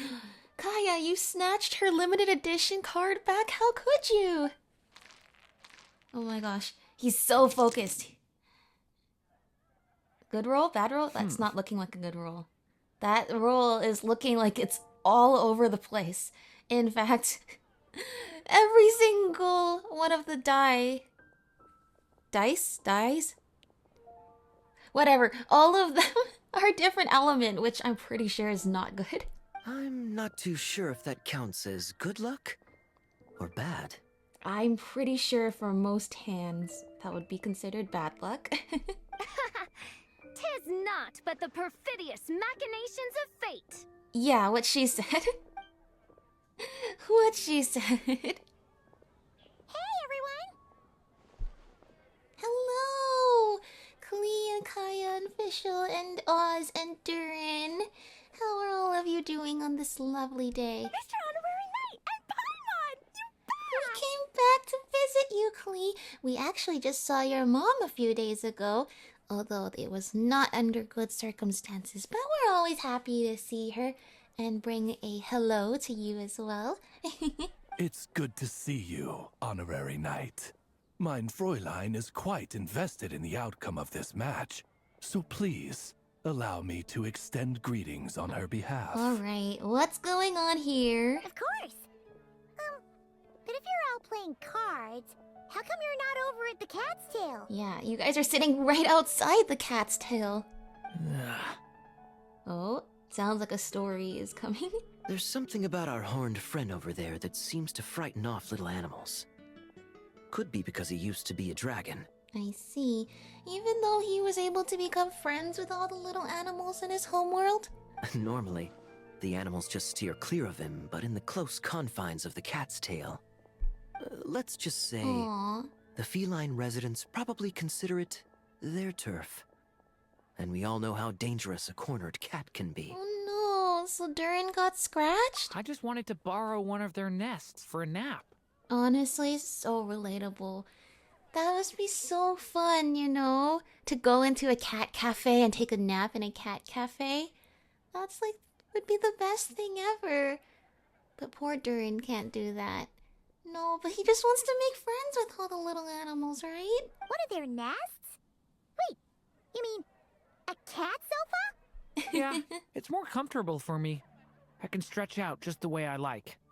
But it turns out the black cat and his minions are quite territorial. Aww. Luckily, Miss Diona helped smooth things over, and they finally agreed to let me use one. Oh, that's so nice. She was able to step in. But still seems like you guys have to play out here. But, I only get to use it after dark. Ah, tough luck, huh? Oh, Diona stepped in! You know, underneath it all, she really does like helping people. Yeah. The more likely reason is because Durin won't touch a drop of alcohol. As far as Diona's True. concerned, that pretty much makes them two peas in a pod. It's a shame, really, considering everything Mondstadt has to offer in that regard. Well, he's technically a child, Kaya, so you probably shouldn't be getting him hooked on that stuff so early in his life. Huh. Mondstadt's alcoholic drinks are a bit too much for me to handle right now. Honestly, But so relatable. maybe someday. Honestly, I don't like the taste of alcohol. So yeah, you don't worry about that, Durin. There are plenty of delicious non-alcoholic options that you can also enjoy alongside your alcohol drinking, loving friends that you have in your current company, which is only the one, really. It's only Kaya. It's only Kaya. I think technically everybody else is too young to drink at the bar. There's no need to force it. Who says you have to drink just because you're in Mondstadt? Thank you, Paimon. That's exactly what I'm saying. Yeah, it's just... I'd really like to make some more friends. So I need to learn how humans socialize. I guess alcohol is usually involved, though. Then you just need to find some friends who don't drink. It's actually quite simple as that. But that's why I started learning how to play Yeah. Genius Invocation TCG. Exactly. That's It's also another a kind great of way. social activity, but it doesn't involve drinking. And I've been lucky enough to receive the guidance of the Prinzessin de Verurteilung herself. Awesome. Exactly. Who needs alcohol when you can make friends playing card games? See? Paimon understands. Paimon's saying exactly what I'm saying. Speaking of which, need any tips from the master over here? You'll wipe the floor with that opponent of yours. Paimon guarantees it. That's right. Unfortunately, with the luck he's having, not even that legendary card master from Sumeru could turn things around at this point. Not even Sino. That's so unfortunate. That was a pretty bad roll he just got there, though. Yeah, that last roll wasn't great. In But fact, who knows? depending on what your hand Maybe you'll is, have better luck next time? depending on what your hand is, that could be the worst possible roll ever. The unluckiest. He keeps getting the exact same roll over and over. Really? This is the third time already. Oh, Durin. Durin, my poor precious little Durin. I don't think this is necessarily your strong suit. Because I was just saying, that's literally the unluckiest roll you could get. 3 times in a row? That seems like a very unlikely coincidence. If there really is a god of fate, they could have cut this kid a bit of slack. Like, I don't know, make it possible for him to roll at least one other side of the dice? Oh, poor Durin. I think I've lost. I think you've lost too. Must even a dragonborn, sanctified by the power of benediction, succumb to fate's insidious snares? I know, right? That's so unlucky. Don't be sad, Durin. You'll definitely win the next round. You can even borrow Dodoko if you want. Mom says she brings good luck. Oh my gosh, borrow Donako! Thanks, Klee, but there's something more important I need to take care of now. Yes, we have to keep writing the story. Oh, okay. Although, Klee, you know what? You and everyone else around this table are also really important parts of Durin's story, you know? Now that he's got to come here to Mondstadt and see the world beyond Simulanka, all of you are his best friends here. And I know you've been taking good care of him, so you're a really important part of that story too. So, the book's given us another hint, right? Yep. And I think I've guessed where we're headed this time. Ooh. Come on, follow me. Sounds good. Oh. Mr. Honorary Knight and Durin, are you heading off in a big adventure? But Master Jean said I can't leave the city today. Oh, please. Promise me you'll tell me all about it when you get back, okay? I promise. Pinky swear. I know it's called Fate's Accursed Wilds, and they start that off by showing Durin's the most unlucky card player ever. Not every day you're back in Mondstadt, huh? Care to grab a drink if you're free? Sure? Well, the last I checked, you guys all still think he's too young for alcohol. So be it. Such are fate's accursed wiles. Yeah, what she said. That's what I'm saying. That's what I'm saying. Diana! Ugh, where's that stench of booze coming from? Ugh, it's gotta be him! Ugh! Don't worry, I'm sure Mr. Kaya is busy now, getting to work, preparing his, non-existent horses, going to Storm Terror's lair. Interesting. You see, the old Durin, the Abyss Durin, fought with Dvalin a long time ago. So what does this visit here In bring? what sort of castle might a storybook dragon dwell? The witch turned to a mighty dragon born upon the wind to seek her answer. Well, there's one dragon that fits that description. From afar, she beheld a solitary castle, standing lonely beneath its wings, and wrote it into words. Indeed, another tragic and sad place. Well, this lines up. Its walls kept out the wind and rain, yet also cast a solemn shadow. Oh, well, it's been a while since we've been back to Storm Terror's lair. Dvalin's lair, as part of the story. Enveloped by their shade, the story's boughs were lulled into a torpid slumber and reached no further skyward. So that's the clue. I think we're meant to find a place where dragons live, and this time, in the real world. Well, this is as good a spot to check as any. I asked around, and it just so happens that there's a place like that in Mondstadt. Yep, that checks out. I think that checks out too. I've heard that the dragon here is called Dvalin, and that he's a magnificent creature. I hope I get the chance to meet him. Oh my gosh. And the whole thing is that M wanted to create a story for Durin that was different from the real-life Durin story. If Durin here, our Durin, can become best friends with Dvalin, that will just make everybody so happy. That's literally the happy ending that Abyss Durin never got to have, even though he wanted it. Wait a second. Do you think having the two of them meet is the best idea? Considering everything that happened in the past?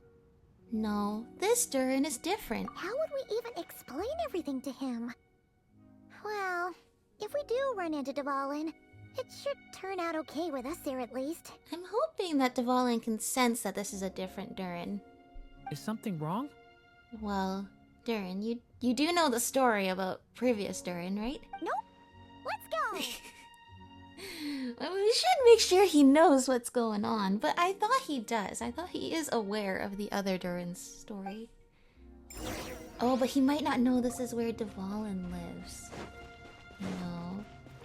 He just knows this is a place where dragons hang out.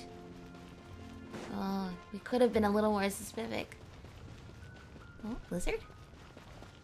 Lizard, where are you going? Durin. How do we get in? See, I don't want to teleport in. I want to prove that I remember my way around here. You know, I've been playing this game since year 1. I know my way around. The quest marker seems unsure of where to send me. It's okay, you just keep circling around until we get there. This is so interesting. Being in Mondstadt with a new Mondstadt character. Exploring Mondstadt with a new Mondstadt character. Oh, the hilly trails here. No, no, no, no, no. Oh my gosh. Okay, you gotta remember what. You gotta remember when we explored Stormtear's lair back in the day, there weren't dendro reactions yet. So you know we didn't have to deal with those kinds of problems. Back in my day, you know, the old days, we didn't have dendro reactions to worry about. Am I going the right way? That's not what I meant to press. I misclicked. We still seem to be going the right way. Behold. Yeah, we didn't have these fancy tricks like all of you have starting the game now. No, I actually imagine it's way harder to start the game now. There's too much content if you haven't been able to do it gradually this whole time. Come on, Durin. It's time to meet another dragon. At some point, they're probably gonna take him to Dragonspine too. You know, other Durin and all that. Even though he didn't like it when I pulled for him over there. Okay. Got it? Got it. This is... So, this is where Dvalin lives? Okay, so he does know Dvalin lives here. In the past, we had to jump in. Yeah, right into the middle of a raging storm. Yep, that's what we did. If you're afraid of getting blown away, Paimon, you can always hang on to my sleeve. This isn't Paimon's first rodeo. Come on, let's get going. Oh, look at us like skydiving. He's so brave. Enveloped by their shade, the story's boughs were lulled into a torpid slumber. Possibility bestowed by the Merry Witch. Dragon grew with each passing Merry day, Witch was Alice. And the Story Witch, who loved him dearly, built him a big, beautiful castle. Aww, what a beautiful castle. Yet in the indeed. end, she herself succumbed to time's merciless march, setting forth on a journey to a place beyond even the stars. Aww. All of a sudden, the little dragon found himself alone. Oh, look, he's so He small, tried but his leaving shadow the is so big castle and to make scary. some new friends. Because he's lonely. But already, he had grown the claws and scales of an evil dragon, just as the prophecy had foretold. No. Afraid he might hurt someone, Look the how cute gentle he little is. dragon hid within the castle his mother had built, and came forth no See, more. he doesn't want to hurt anybody. He's a cute little dragon, but has a big scary shadow. Okay. Huh, looks like we're back in the story Simulanka. world. And from the sounds of it, this chapter must be about Simulanka, right? This castle, it brings back a lot of memories. Yeah, like the fairy from the Forest of Blessings, the king of Constellation Metropole, that cat lady who turns into a box. Yes, all of them. Nilu, Navia, Kirara, and of course... Yep, that would be Nilu, Navia, and Kirara. Oh, and there's Hat Guy, too. Hat Guy! Only? Only lately, whenever I see Hat Guy, I get this strange feeling. Oh? How so? What kind of feeling? It's like there's something on his mind. He hasn't Oh. told me what it is, but I can sense it all the same. Yeah. Yeah, I figured. I agree. I also think there is something on his mind. Well, he's always been kind of broody. I've noticed the same thing. Next time you get the chance, just ask him. I guess I should focus on fulfilling my mother's final wish for now, though. Yeah. Yeah, we should get started on this chapter. So, let's track you down and free you from fate's curse once again. Let's do it. That day, a small band All of right, narrator's adventurers back. suddenly arrived beneath the castle walls. Whoa. Adventures? Us? They promised to help the little dragon cast off the curse of fate. Yet as they stood beneath the castle walls, it appeared they had no idea how to even begin. Yeah, well, I guess the only thing we know to do is to walk into the castle. Hey, instead of making fun of us, how about giving us a hint? Thank you, Paimon, for saying what's on our mind. The little dragon had shut himself inside the tall tower at the castle's center. Anyone who wished to reach him must traverse the barriers that wall off his heart, for there is no other way. The wall of his heart. Looks like we're in for another long one. Let me try something. Okay. Ooh, do you have an idea? If that little dragon in the tower used to be me, then surely I'd know how he shuts people out better than anyone. Okay, that makes sense. Come on, follow me. All right. Follow Durin. Find a way to enter the castle. We're back in Simulanka, guys. Now that we have Durin, I wish we could go back to Simulanka and take him there for visits. That telescope. I've seen magical tools like that before. Whoa. Well, they're bringing back Simulanka mechanics. It should come in handy. Oh my gosh. Nostalgia. Oh, gotta put the lens here. There you go. Is that good? No, how do I... Oh, there we go. How do I put it down? There we go. Okay, project the block into a distant space. There we go. Block just got bigger. We can get past the obstacles ahead by using these blocks to jump upwards. Durin, you're so smart. Of course, you're from here, so you would remember better than me how this place operates. Oh, so many slimes. Stay back! Oh, I didn't want to get the health thing right away, but you know, I guess that's what we're doing. How much energy recharge does this Durin that they gave me have? Not enough. Now I want to save the burst, knowing that it's hard to charge up. Music! Being back in Simulanka. To take him home. There we go. See? That was smart to save the burst. A turning point in fate! There we go. Now he has his field. Now he's gonna overloaded reaction this Abyss Mage. Oh, good job, Durin! How are we supposed to get through? We'll just have to check each spot. Each spot?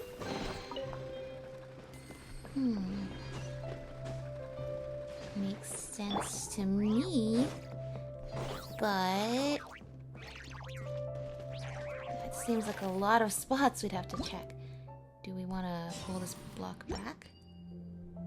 We want this, I'm assuming. We want to put it somewhere more Looks like useful. this telescope is missing some blocks. Oh, let's try the one we just picked up. Good idea, Durin. I had the same one. Same Still not idea. enough. Guess we'll have to keep searching. No, there's a little toy guy there. Oh no! They died before I could recharge the burst. Because they're too quick. Oh, it's Durin. He has his actual Should be sword able here. to use this block somewhere. Thank you, little guy.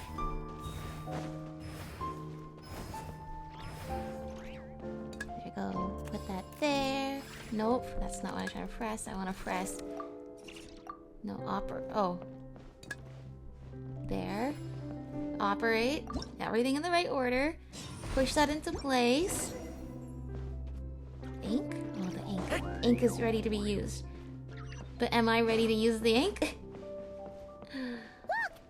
Seems like someone's stuck down there. Oh no! Should they continue towards the tower or plunge into the shadows to rescue those in need? No, rescue those in need. Dilemma, indeed. Rescue those in need. This place is full of cute creatures. It's so dark here. Oh, Hey, Kirara. there's a fire over there. Let's go check it out. Kirara's box, an alpaca, and a squirrel or chipmunk. Hello? Wait, is that? A little pixie that can fly. Are you here to help the dragon break his curse You're too? Celeste, right? Oh, what's this? More brave adventurers bold enough to set foot in this castle? The little chipmunk with the crown? Join the ranks of your liege's guard. Nilu and Navia! Wait, it's Nilu and Navia? Nilu? No. I'm a flying squirrel fairy. And I'm a giraffe king. Not this Navia you speak of. I don't think this is the real them. More like how Durin remembers them. You remember Nilu as a chipmunk and Navia as an alpaca. That's right. Oh, and don't forget Catbox Lady. Ah. Are you friend or foe? Aw. Definitely friend, Miss, Catbox Lady? Oh, Durin. Just look at how pure and innocent his mind is. All of our friends are just these adorable little creatures.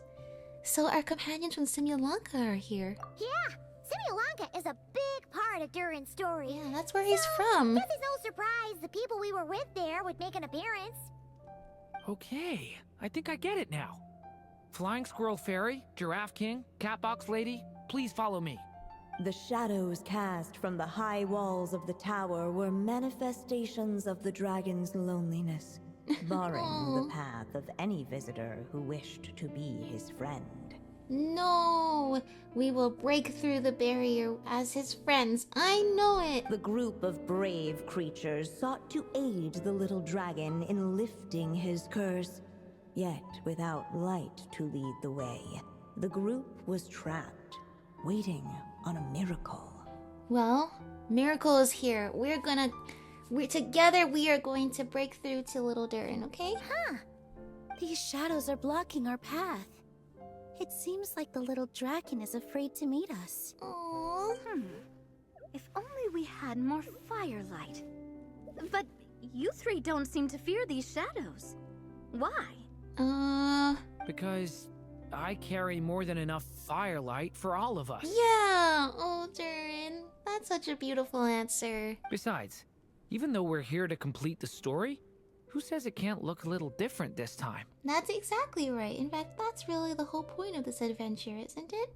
Before I met you all, I was so sure I'd never make a single friend. I pushed away anyone who tried to get close, until some kind of miracle brought you to me. Aww. This time, allow me to return the favor. I'm not sure I followed all that, but you want to help the little dragon break his curse too, right? Yeah, that's the gist of it. Yes, so please, come with me. Come on, friends. That is so cool. Like, this is why, you know what I mean? Oh, the Simulacra event. You know, how do I get back up there? Wait, how do I? Durin? Okay, there's a ladder here. This is what I mean about, like, you know, I think some events should be limited time, but Simulanka was not one of them. I think this event should have been a permanent thing, like the Easy Breeze Holiday Resort. Because look at the adventures, look at the friends. The happy memories of our time there, meeting and rescuing Durin. Oh, it's the little boat. Remember at the end where Mini Durin and Hat Guy sail off into the distance? Let the miracle happen once more. Oh, that used up. It's a music box thing. That used up an ink. Come on, Durin, or little story dragon, just calm down. Yeah. Stay back. I don't want to hurt you. It's okay. You won't hurt us. And you are so sad and lonely. It is a music box thing. It's like you wind it into a music box and it makes the music. Loneliness and fear had built a cage around his heart, shutting out all who would look upon him. And thus, all the adventurers could see was his shadow. No. Don't worry. We can help you. That's right. Don't come any closer. Oh, he still sounds so small. And that was the last the little dragon spoke. Okay. Until... How are we supposed to persuade him if he won't even talk to us? If you can still hear me, please listen to what I have to say. Your claws and scales aren't some kind of inescapable curse, you know? You'll overcome it one day and make lots of new friends. Aw, that's right. I'm sure you think I'm lying. After all, no matter how many times you've tried to break it, nothing's ever worked. But this time is different. I brought your friends here to see you. Oh, what did you say? Hi, little dragon. Whoa, I'm the Flying Squirrel friends. Fairy, and I'm here to help you lift your curse. Will you talk to me? And I'm the Giraffe King. Don't be afraid, little one. We're not afraid of you. That's right. I'm just a cat in a box, but I'd very much like to be your friend too. Oh my gosh, I love how her voice is muffled like she's inside the box. These are my friends? That's right. The bestest of friends. Even when you were a big scary dragon, we still wanted to come and help you. This is so nostalgic. Do you remember when we fought against Toy Durin in Simulanka?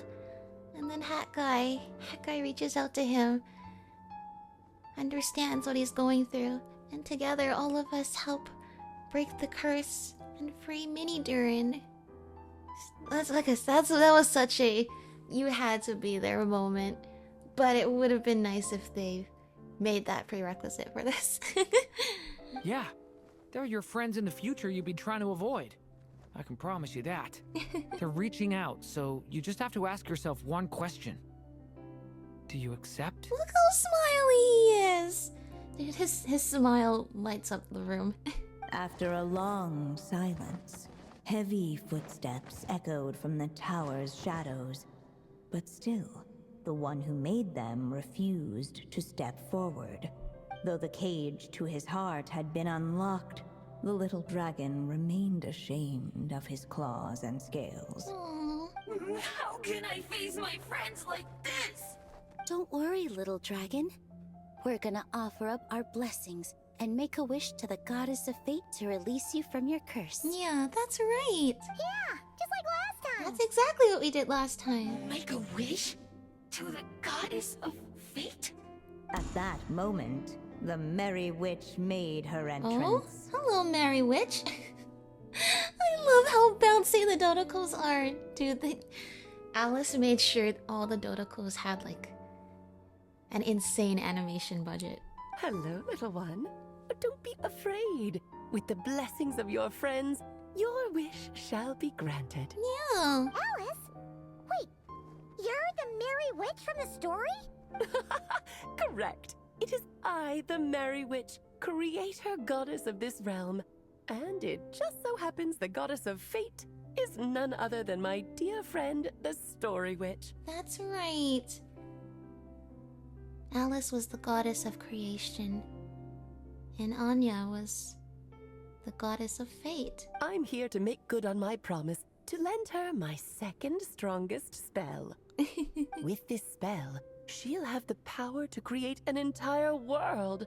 So naturally, granting your wish won't be a problem. Provided, of course, you receive your friend's blessings. But before we proceed, I must check something on her behalf. Little dragon, do you accept this blessing? I want to be your friend. So if you're offering, then yes, I would love to have your blessings. Of course, just like last time. Oh, this makes me so happy too.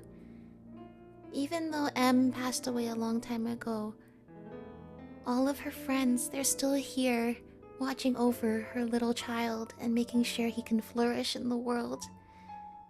And with that, I hope she can rest peacefully knowing that Durin is going on this amazing adventure, finishing her work, and that her friends are still looking and guiding him and watching over him.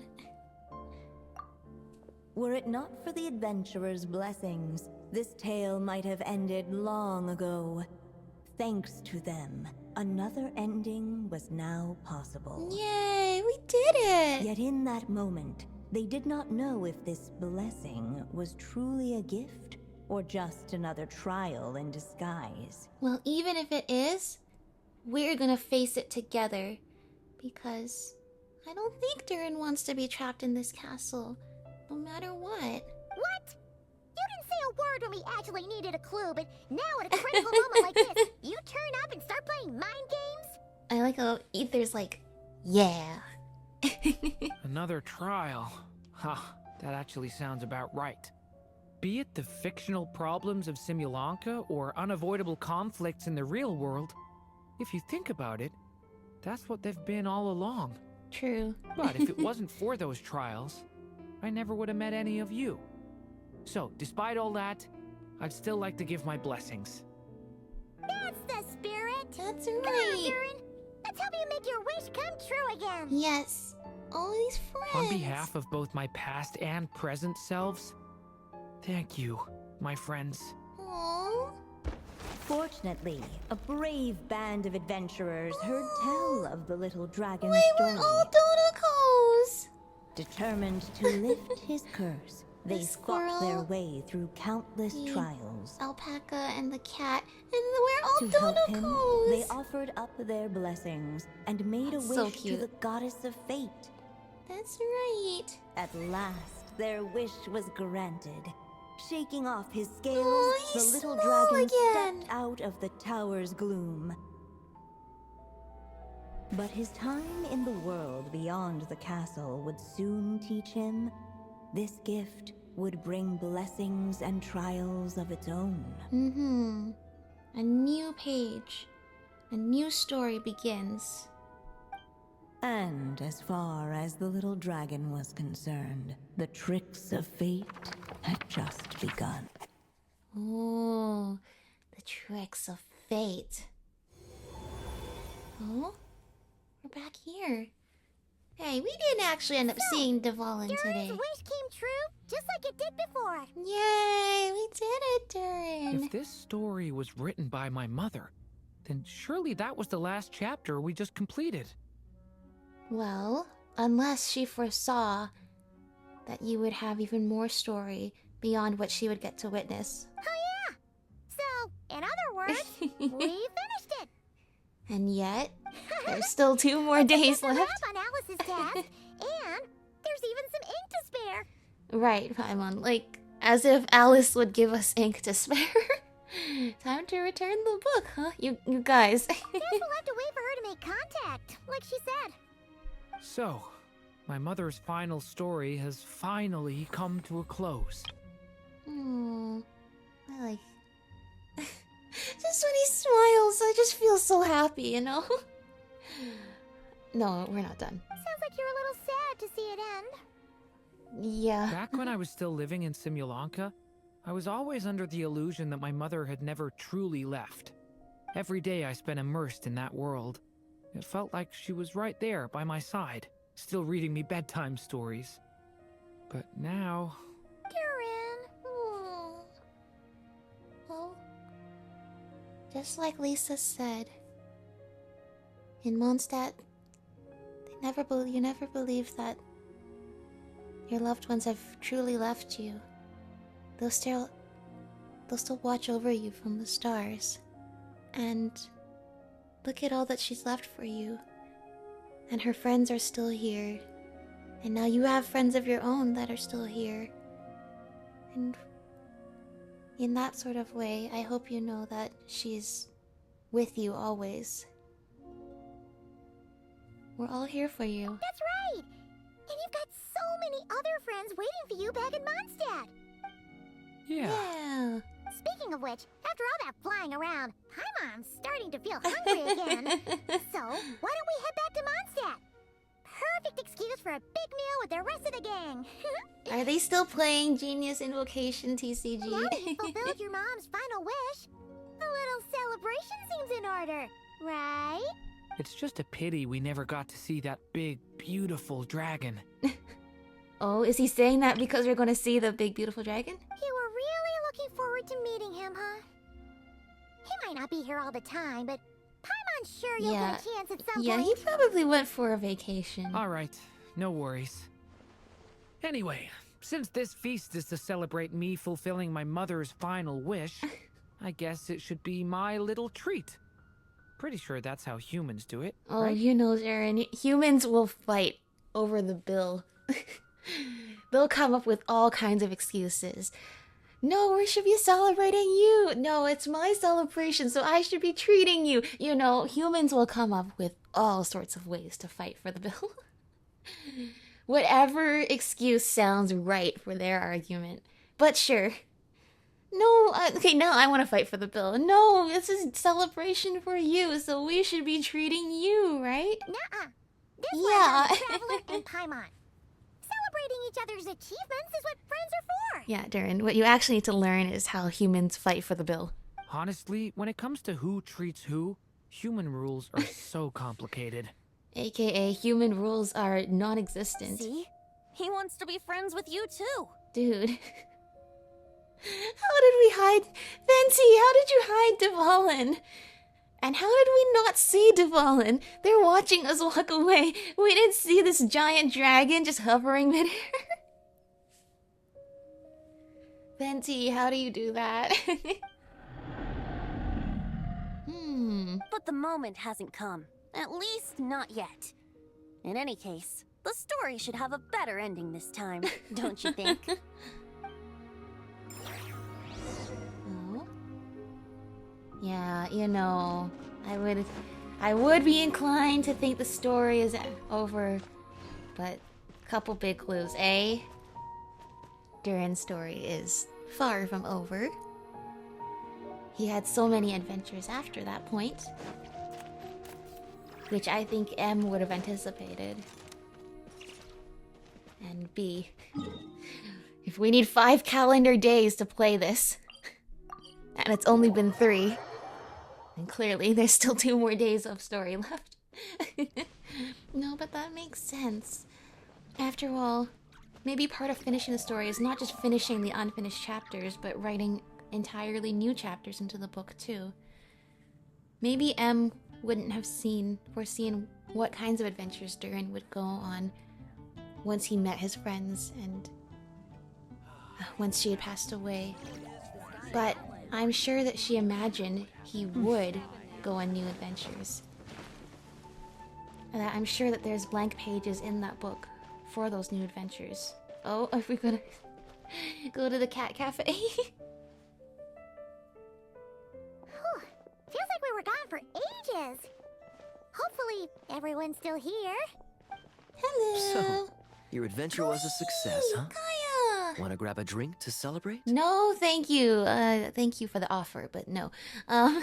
Cleve, we're gonna tell you all about it, okay? Absolutely not. No booze allowed. Yeah, I'm good with that. Mr. Honorary Knight, Durin, I want to hear all about your big adventure. Yes, we're here to tell you all about it, Cleve. Oh? Everybody wants to hear about our We're big gonna order a big meal adventure? for everybody first. We'll talk while we eat. Why everybody looking at us? What's so interesting? Excuse me. Did I hear you call him Durin just now? Oh, that's but why? wasn't Durin the evil dragon that fell on Dragonspine? Dude, I thought you guys all knew about this Durin. You know, looking at this character stories, it's like, you know, now there's a new Durin in town, and he's the nicest guy ever, and now the people think of this Durin instead of the Dragonspine Durin when they hear the name Durin. Are you telling me that's not the case? I thought that you guys all knew about him because he's been living here for the last few months. Come on, miss. This Durin isn't that evil dragon from Dragonspine. Albedo said... well, it was kind of confusing. Yeah, it's actually really But anyway, confusing. it's super cool. Anyway, the gist is it's not the same Durin at all. Oh, meeting him, Marjorie? No wonder you're getting him confused. Still, even if you hadn't met him yet, Yeah. shouldn't you have heard about him at the very least? At this point, pretty much the whole city has. Yeah, that's what I thought. That's what I was describing. The character story. It's like, now when people hear the name Durin, they don't think of the sad, dead dragon on Dragon's Plain. They think of this happy, curious youth who's going around fish blasting with Klee, you know? Yeah? Right? What's going on? They're staring. Why is everyone... Yeah, why is everyone? So, what exactly is his connection with the evil dragon? What happened to all of you? Did something happen? Did we change the timeline somehow? What's going on? I thought you guys all supposed to know him and love him already. Wait, but those horns on his head. Surely he's not a... What's going on? And interestingly, Kaya and Klee still remember who he is. I am confused. Did everyone just forget about Durin? No, don't play the sad music. No. They play this music whenever everything is sad. No, that can't be. Yeah, how can that be? You and I and Paimon and Klee still remember Durin. Huh? What? What's going on? Durin? No. But this doesn't make any sense. The tricks of fate had just begun. Oh, thanks, narrator. No. Yes, his red eyes again. Watch out! Stay calm. Durin, it's okay, little guy. Oh. Yes. Use the abyss purifying power.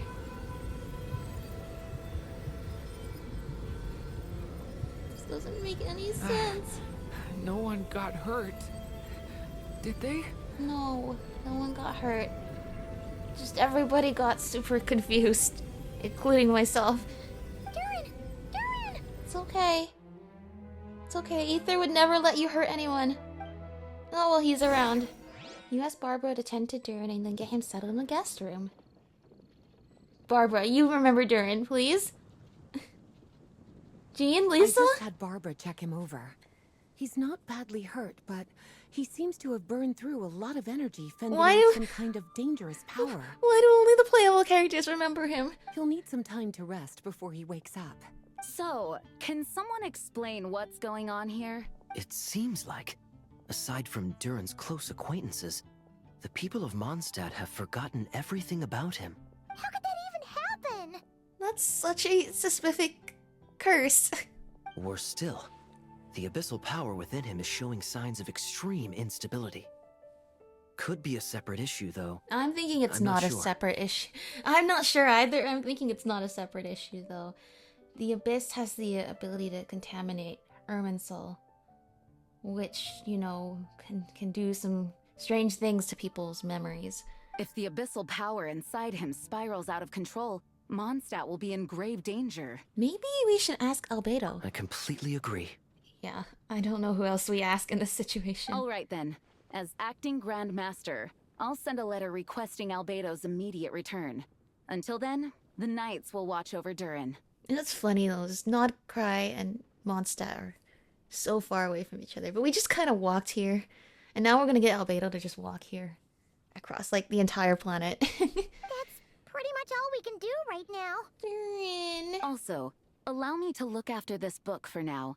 If you need to consult it, just drop by my office. Yeah, I'm thinking that book is not done. Do you think the book might have something to do with what's happening? It's possible. It's just weird that Alice still hasn't contacted us. Maybe we should head back inside the book and take another look. Yeah, Paimon, it's almost like we haven't finished it yet. Oh, but apparently we can't. No, wait for Durin to wake up. No need to worry. He's stable for now. Klee was really looking forward to hanging out with Durin. we'd better not tell her what's No, happened to no. him just yet. We can't let Clee be sad. I'll have the knights notify you as soon as he wakes up. Thank you. Which apparently is going to be tomorrow. You know, it sounds like he's going to be in a coma. Aww. Aw, poor Durin. What happened? That's so specific, though. That only his best friends would remember he still exists.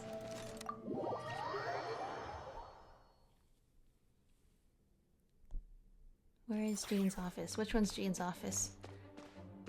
I don't remember. Is this her office? This looks like her office. Oh, here's the book. I was like, look how cute the book is still too. Hold on. Get a picture like this. Durin, cat, book. Oh, you blinked! that's pretty adorable. Okay, hold on. Here, step back into the story. The tricks of fate had just begun.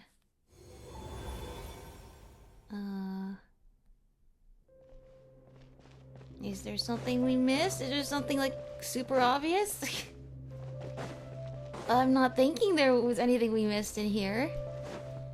I mean, we should review just in case. Like, what if, you know, Alice Dodoko is still somewhere in here waiting to tell us important information. No, I just Durin's not with us either. Because he's asleep. Poor thing.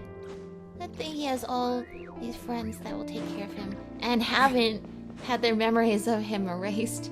You know, that's pretty important too. Oh, what happened to him?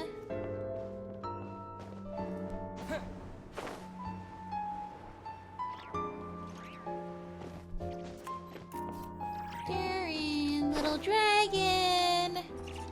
Oh? What was that? I saw... there was a dialogue. What was that? Oh, is that just you guys? The story's witnesses arrived at a hidden nook tucked inside the towering walls. A place tied to one of the little dragon's most cherished memories. Oh? Within those memories lived the friends he made in the castle. Aww. Hey! You're all still here! Guess that's proof that Durin's friends from Simulanka really do hold a special place in his heart. Yeah. Hello again, golden-haired traveler and silver pixie. How fares the little dragon on his journey? There's been some complications. Almost everyone seems to have forgotten who he is. What? But I still remember him. Me too, but I can't explain it. I haven't forgotten him either. Neither has this cat in the box. That's good news! At least Durin's friends still remember him. Okay, we'll just have to find a way to help everyone else remember him too. That's right. Oh, wait. Are we missing someone? We are missing someone. That someone probably holds an even specialer place in his heart. Ah, you mean that stray cat? He doesn't want to see the little dragon. And he's been hiding from the rest of us, too. A stray cat? Ah, must be that wandering Tom. Oh my gosh. Cat. Scar meow. Wandering Tom? Seriously? What's his problem? He won't tell Durin what's bothering him in the real world, and now he's hiding from him in the story world too. Sounds so sad when you put it that way. His hiding spot's over there, but he won't talk to us. Maybe you could try instead? Oh my gosh, leave it to us. Mr. Wandering Tom, how come you're hiding from the little dragon? You came all the way over here just to ask me that. Yes, we did. So you can talk. You just said it yourself. A lot of people don't even remember him. What, so is he like having a repeat of your life? Yeah? So? So don't let him get anywhere near me. Why? What's that supposed to mean? Hey! Ugh! We're getting the silent treatment again! You know, a lot of people don't remember him, but you do. And he remembers you. Oh my gosh. Wanderer! Hat guy! Cat! Scario! What is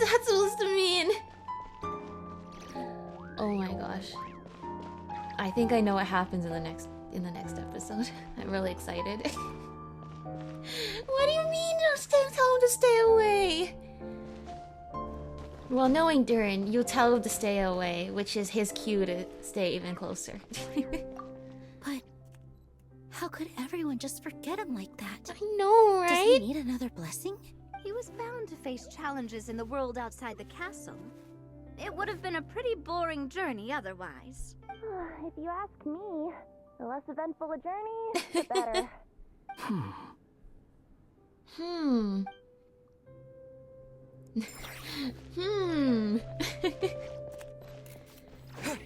That guy, you're so funny. You're hilarious. Mary Witch! Mary Witch, what do we do? Little dragon! I don't understand. Is it literally that he's been hanging out with Hat Guy too much and is now followed in his footsteps of getting erased from memory? That can't be right, though. If that was how it worked, nobody would remember him except for us. What happened? What happened? Alright, I guess we're gonna have to find out in the next part. Alright, hello everyone. Welcome back to day 4 of Durin's story quest. Yay! And we really thought everything was over last time, right? Alright! Hello everyone, welcome back to Durin's story quest! We're back for day 4, and last time Durin, Ether, and Paimon seemed pretty convinced that everything was over, right? The book had gotten to the point in the story that would be the last part that Em knew. After that, you know, she wouldn't have known what would happen. But then, you know, with everybody forgetting Durin here in Mondstadt, except for his close friends, and for him struggling to control his abyssal power, something here is not quite right. And it sounds like he's woken up now. Jean! Is Durin okay? Is he okay? Jean! Hello, you two. I'm glad you got my letter. Durin's awake and waiting on the bench over there. Aww. I'm here if you need help. Just give me a shout. Yeah, no worries. He has the book again. Poor Durin. Don't worry about us. We'll be fine. We'll be fine. Hey, Durin, what's going on? Hey, you two. I just remembered what happened right before I passed out. Thanks for holding me back. I shudder to think what might have happened if you hadn't. Oh, poor Durin. Don't worry about that for now. Are you alright? I'm fine now. It's just... a lot of people seem to have forgotten me. No, that's so sad. Don't worry. We'll figure out a way to fix this. Yeah. Why don't you start by telling us what happened? Yeah, clearly this is the work of some strange magic. I mean, it's only due to magic that everybody except a select few people who are your friends would forget who you are. So surely there must be some equally magical way to undo this. It felt so strange.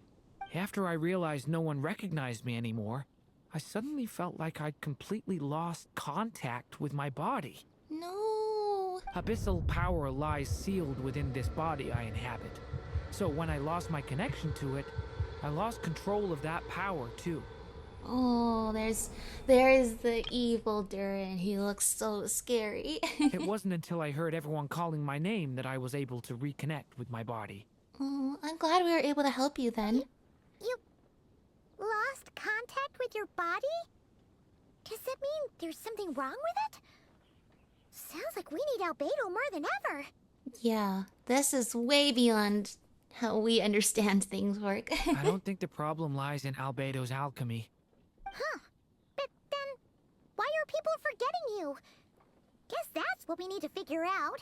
I think it's got something to do with that book. That means we need Alice for sure. But it's been ages and she still hasn't been in contact. Then that means there must still be some work left for us to do with the book.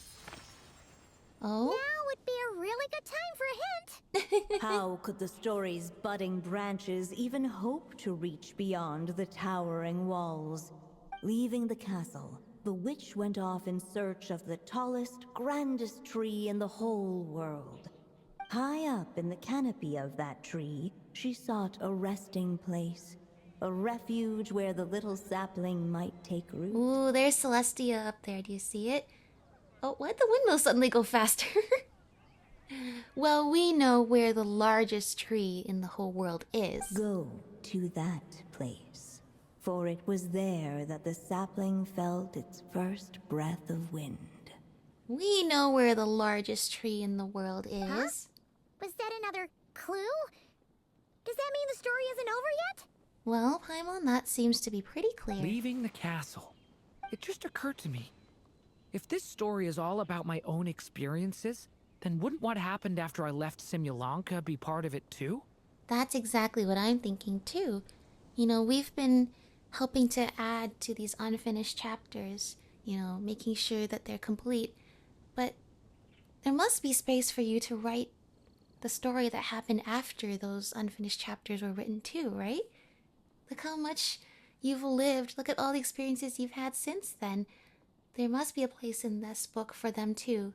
Em would have known that you would go on so many amazing adventures after she passed away.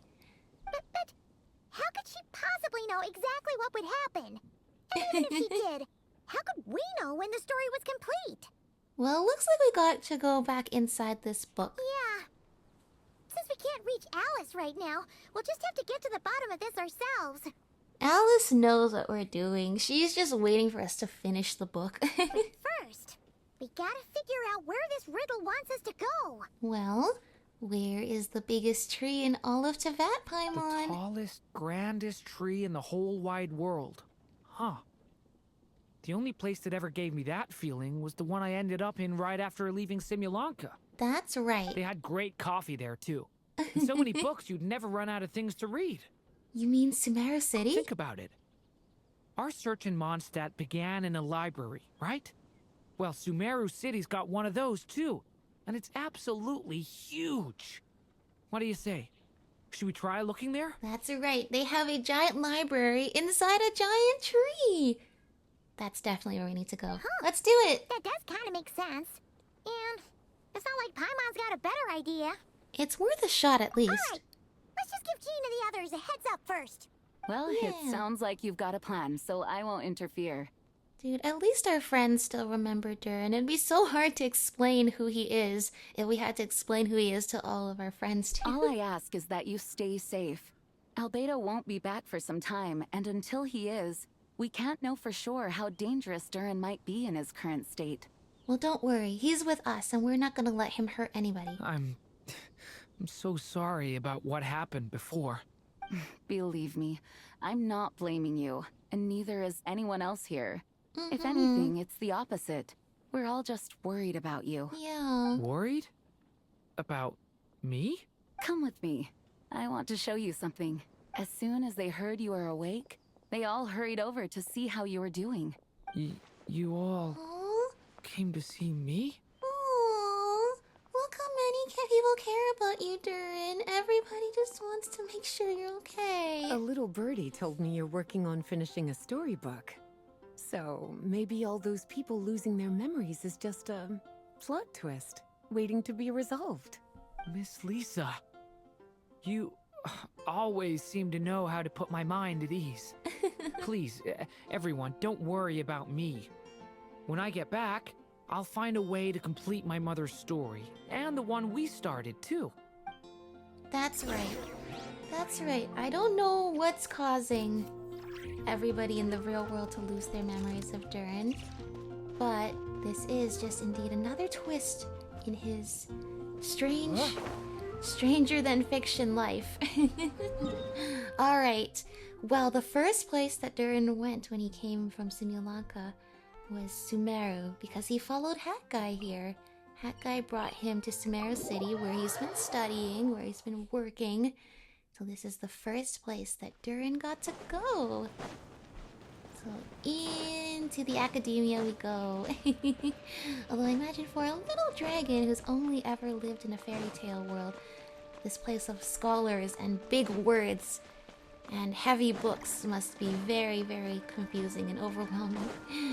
But let's see. The House of Dana. From one library to the next. Oh, Hat Guy! After the library hunt in Mondstadt, it's not as if Paimon was expecting this to be easy. But this... yeah... this is something else. But big libraries like this are usually really organized. Maybe even more organized than Lisa's library, the Knights of Favonius. And... and I think that their section for fairy tale books would probably be much smaller considering this is mostly a non-fiction library. So that would probably help us narrow it down a lot, since I'm assuming we'd be looking for a lot of fairy tale related texts to be able to spark what we need to find for Durin's book. Where do we even begin? Or maybe we're not even here to look for a book, you know? Maybe we're just here to find our best friend. Even the clue this time seemed kind of cryptic. Well, let's just take a look around. Yeah. Guess the best we can do is stay on the lookout for more weird things going on. Oh? Huh? You know, something tells me we're not actually here for a book. Sorry, what was that? I'm here to return Volume 5. According to the catalog, Volume 5 of this series is not available for loan. I can't accept the return of a book that was never checked out in the first place. What are you talking about? Let me put it this way. My copy is complete. Yours, on the other hand, is missing large amounts of content. So you should swap it for mine instead. I love how he still has that condescending tone, but now instead of talking about like super serious Fatui Harbinger stuff, he's talking about trying to return a book to the library. Sir, you have to understand. Managing a library is a serious business, and we have protocols in place for this kind of thing. I can't just replace an important volume in our collection based on nothing more than your word. Yeah, what's going on here? Hat Guy! Look what the Wandering Tom dragged in. The Wandering Tom. Oh, it's you. Well, well, what a surprise. I had a sneaking suspicion we'd see you here. And, what is it you're doing here? I'm a traveling scholar, as you know.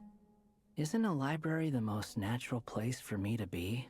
True. Well, the last time we saw you was all the way in Nodcry. Paimon just didn't expect to suddenly see you in Sumeru, that's all. Yeah, you came all the way back here, and the crazy thing is, in a couple weeks, we're probably going to see you back in Nodcry again. So I'm going to assume you applied for leave twice. There were some things I needed to come back and take care of. Some documents had gone missing, so I tracked them down, restored them to the original condition. And now, I'm here to return them. Do you think any of this has to do with, you know, being erased from Irminsul and all of recorded history and remembered history is different? And considering what I'm planning to do next, it feels like a weight off my shoulders. What's going on with you, huh? You look like a kicked puppy. Oh my gosh, I love how his like tone just completely shifts when he's talking to Durin. Hat Guy. Ah, at least you haven't forgotten about me. Thank goodness. What's that supposed to mean? Long story. Durin fills wander in unrecent events. So we have this book. Worse. It's been getting worse. So we have this book. You see. It sounds like you know something we don't. After he left Simulanka, he spent some time traveling Sumeru with me. Okay. I was working on several texts at the time, and I stumbled upon something strange. It must be so hard to walk around in such a big hat and sit in a chair that's that tall with that hat. Anytime Durin of Simulanka was mentioned, before long, the record would disappear. There were records of Durin of Simulanka? Which means all the remaining records on Durin are about the evil dragon that fell on Dragonspine. Okay. I'm just surprised there were records about Durin of Simulanka at all, unless you wrote them, in which case, that's so nice. How did you even discover that? If I remember correctly, Hat Guy loved the time he spent in Simulanka so much that he started writing a travel log. Oh my gosh, that's so good! I'm just so happy, once again, I'll say this again. I'm just so happy to see Hat Guy living his life and having a life after the Irminsul incident. And just being able to make friends and enjoy. I never would have expected him to write a travel log back in the day. But this is such a nice, healthy thing for him to do. That's besides the point. The fact is, you're not affected by the ley lines of this world. I'm sure you can grasp the implications of what that means. Irminsul, the things you've done. His case is different from mine. It's more like the world itself refuses to accept his existence. Oh, so rather than Wanderer's case of being erased from Irminsul, it's like in Durin's case, Irminsul just won't record him? It started with a few written records, but now it sounds like it's spread to people who never met him or didn't know him well. At this rate, the whole world might forget him altogether. No, we can't let that happen. How is Durin gonna make friends with everybody if that happens? The whole world? But that includes all my friends in Mondstadt, and even Hat Guy, too. Right, but not Ether. But I agree, it will be, you know, not very fun if we have to go around explaining to all of Durin's friends who Durin is and reminding them all the time. That will be so sad. So that's what you've been worried about all this time? Why didn't you just tell me? There are more important questions right now. Like figuring out how to fix this. Yeah, we've been trying for a while now. We just haven't gotten to the bottom of it yet. That mage clearly cared a lot about her child. She left that book behind for a reason. If you want answers, isn't that the place to find them? Yep, that's why we brought it with us. So are you saying that the volume that Hat Guy was trying to return also had to do with Durin? Oh my gosh, he's spending so much time of his research time helping Durin. That's so sweet. You think that didn't occur to us already? Problem is, we need to find the memory that unlocks the next chapter first. Right, that's why we're here at the House of Dana. Mind if I take a look? You're offering to help us? I just want to know what secrets this book is hiding. Besides, I've run into a bit of red tape, so I've got time. Like, I just love how he cares about Durin so much, and how he takes care of Durin. And how for anybody else, like, he'd be like, no, let's not do this right now. But for Durin, he will drop everything and try to help him out. This is so sweet. Of course. Be my guest. Oh? So, the memory we've been looking for was about you? All along? Of course. Hat Guy was Durin, or Mini Durin's first friend. And when Mini Durin first arrived in Tevat, he followed Hat Guy wherever he went. So I guess it of course makes sense that Hat Guy would be the trigger for all the memories of this chapter. Okay, go to that place, for it was there that the sapling felt its first breath of wind. Revelation The little Seer dragon Witch. became Oh my gosh, companions with a cat! stray cat with dark blue fur. It was a friendship born of all they had in common. Oh my gosh, the cat is so He cute! left his castle at the stray's invitation, setting out to explore the world beyond its walls. There, he grew fond of the outside world, eager to make friends and share the story of his life. Taken by the dragon's story, the stray tried to write it down. Oh, that's the travel log. But he soon realized that no matter how he tried, it would always warp into the evil dragon's tale. Oh, that's so sad. Oh, okay. We are in the mushroom place. So, this is the world where this chapter takes place? Oh my gosh, wait. Looks like we're at the top of some kind of gigantic tree. I was trying really hard not to get spoiled, but I think I know what happens here. The story just now. This one must be about what happened to me when I first arrived in Tevat. No wonder the memory that unlocked it was about Hat Guy. Most of my memories from that period were. Yeah. And Em knew that you were gonna go on so many wonderful adventures afterwards. But that's so sad. He can't be recorded. Even by Hat Guy, who I know is really busy, yet taking the time to help out Durin like this. Hold on. Anyone want to explain how I ended up looking like this? Oh my gosh! He is! He's just a cat! He's the chunkiest cat. Wait. Oh my gosh. I can't.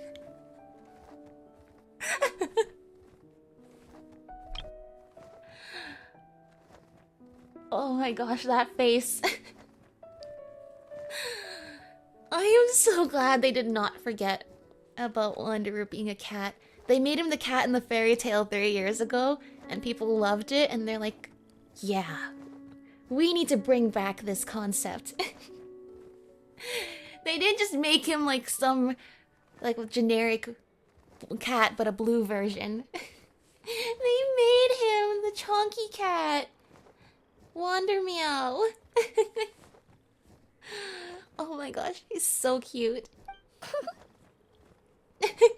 Maybe you've become a character in the story too.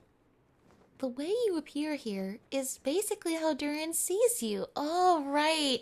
Cause Nilu was the squirrel, and Navia was the alpaca, and Kirara was a box, not a cat. But you are a cat. Oh, wow. They did they created a full new model just for the story quest, just to have Wanderer be a cat. They know how much we adore the cat, that they went to great lengths to give us the cat. You see me as a stray cat? The stray cat in the story. Yes, that is you. The animations. Oh my gosh, they created a whole 3D model for the cat and gave it all their animation budget to give it every facial expression and licking its paws and everything. A wandering Tom, to be exact. You should count yourself lucky. Of all Durin's friends, your character is by far the most memorable. So angry. This little cat is so angry. Maybe it's because I've known Hat Guy for longer, so my impression of him is more vivid than the others. Vivid? Then how come you haven't changed one bit? Good question. Dude, I can't. I'm not getting over this. Oh my gosh.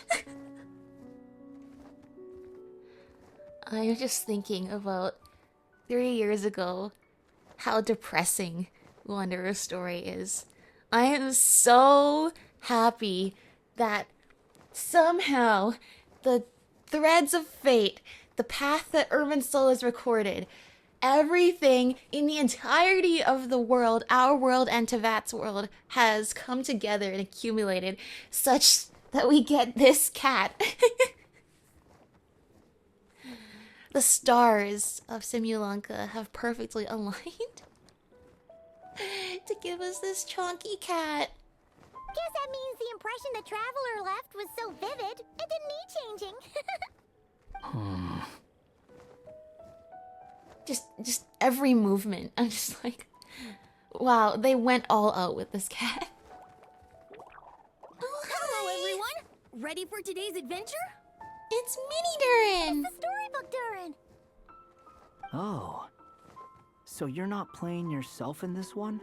Does that mean the two of you have even more memorable roles to play? Yeah, I don't know. The three of us have just been adventurers this whole time. We haven't really been part of the story.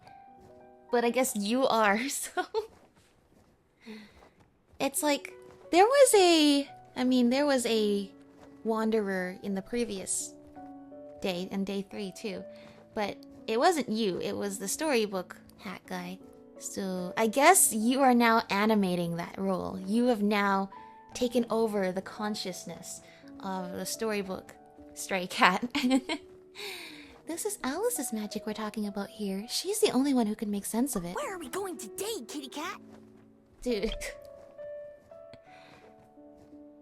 I have a plush of Scara Meow back here.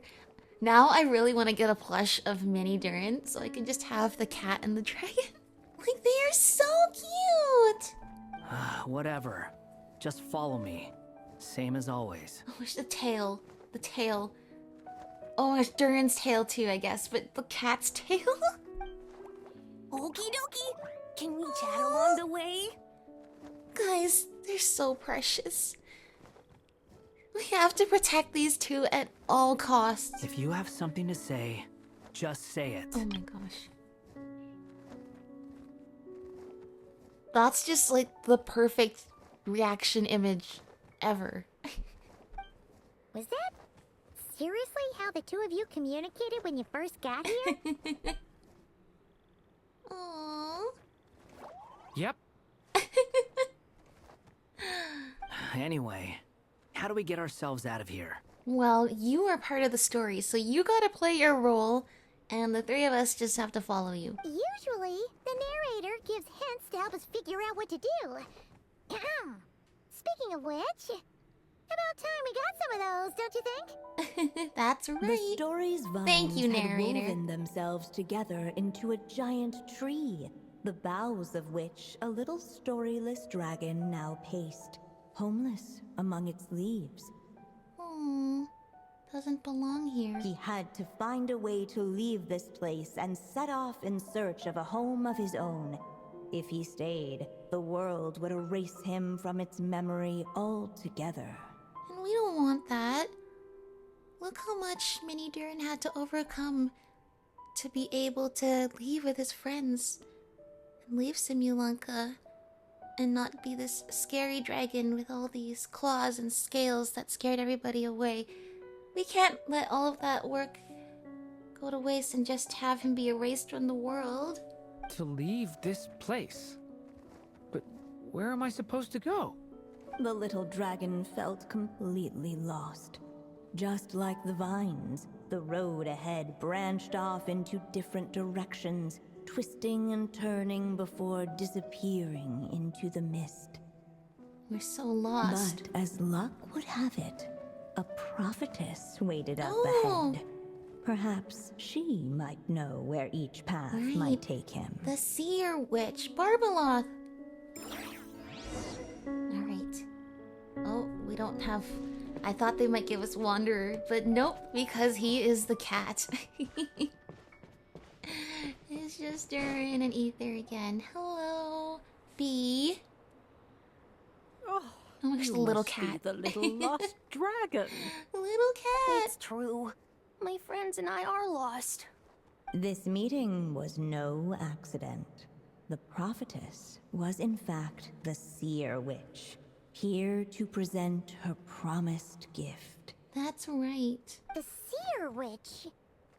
Oh yeah, that's Mona's teacher, right?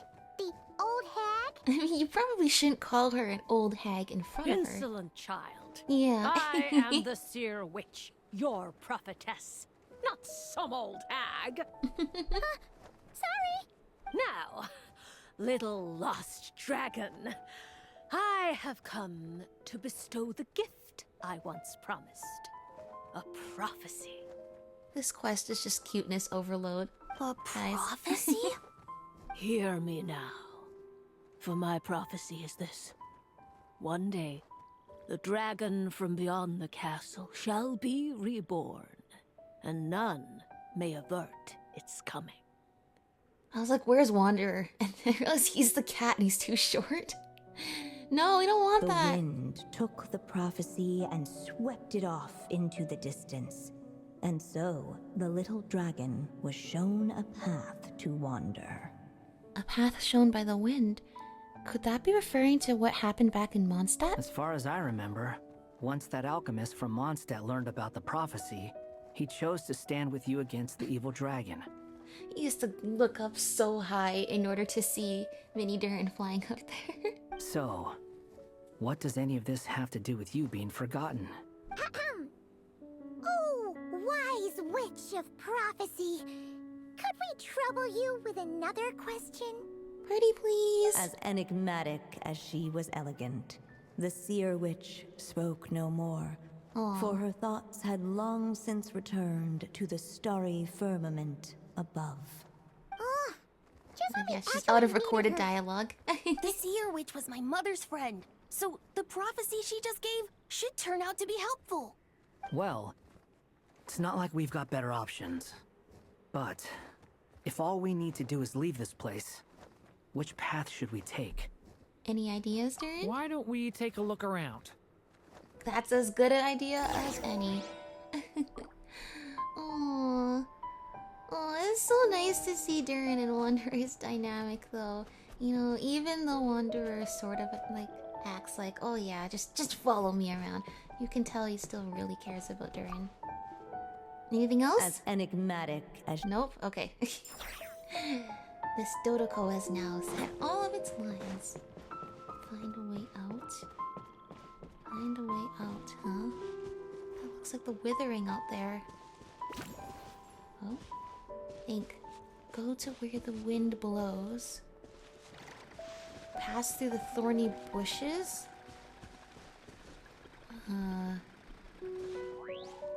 Why does this take less ink? Do I want this? Not sure I want though. I thought I saw those shadows look like.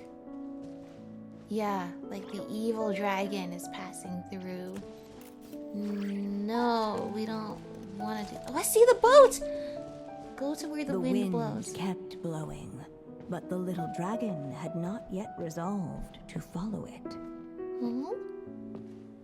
Before him lay a foggy path, and where it might lead he could not tell. Are we supposed to go to the boat? That was definitely the path to becoming... I wonder if that's a bad ending. This is the first time we actually had a real branching... Return to the castle, we can't do that. A real branching choice here.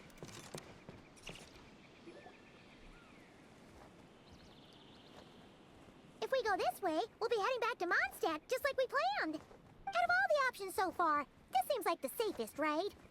At least we know what happens next.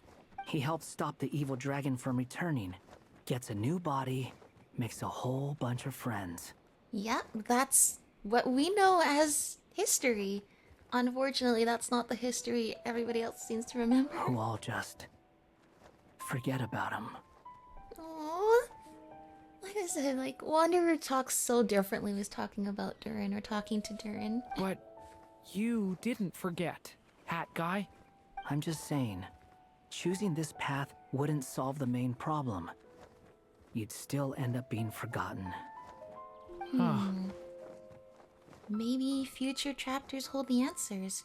We just need to keep the story going. I'm not against choosing this path.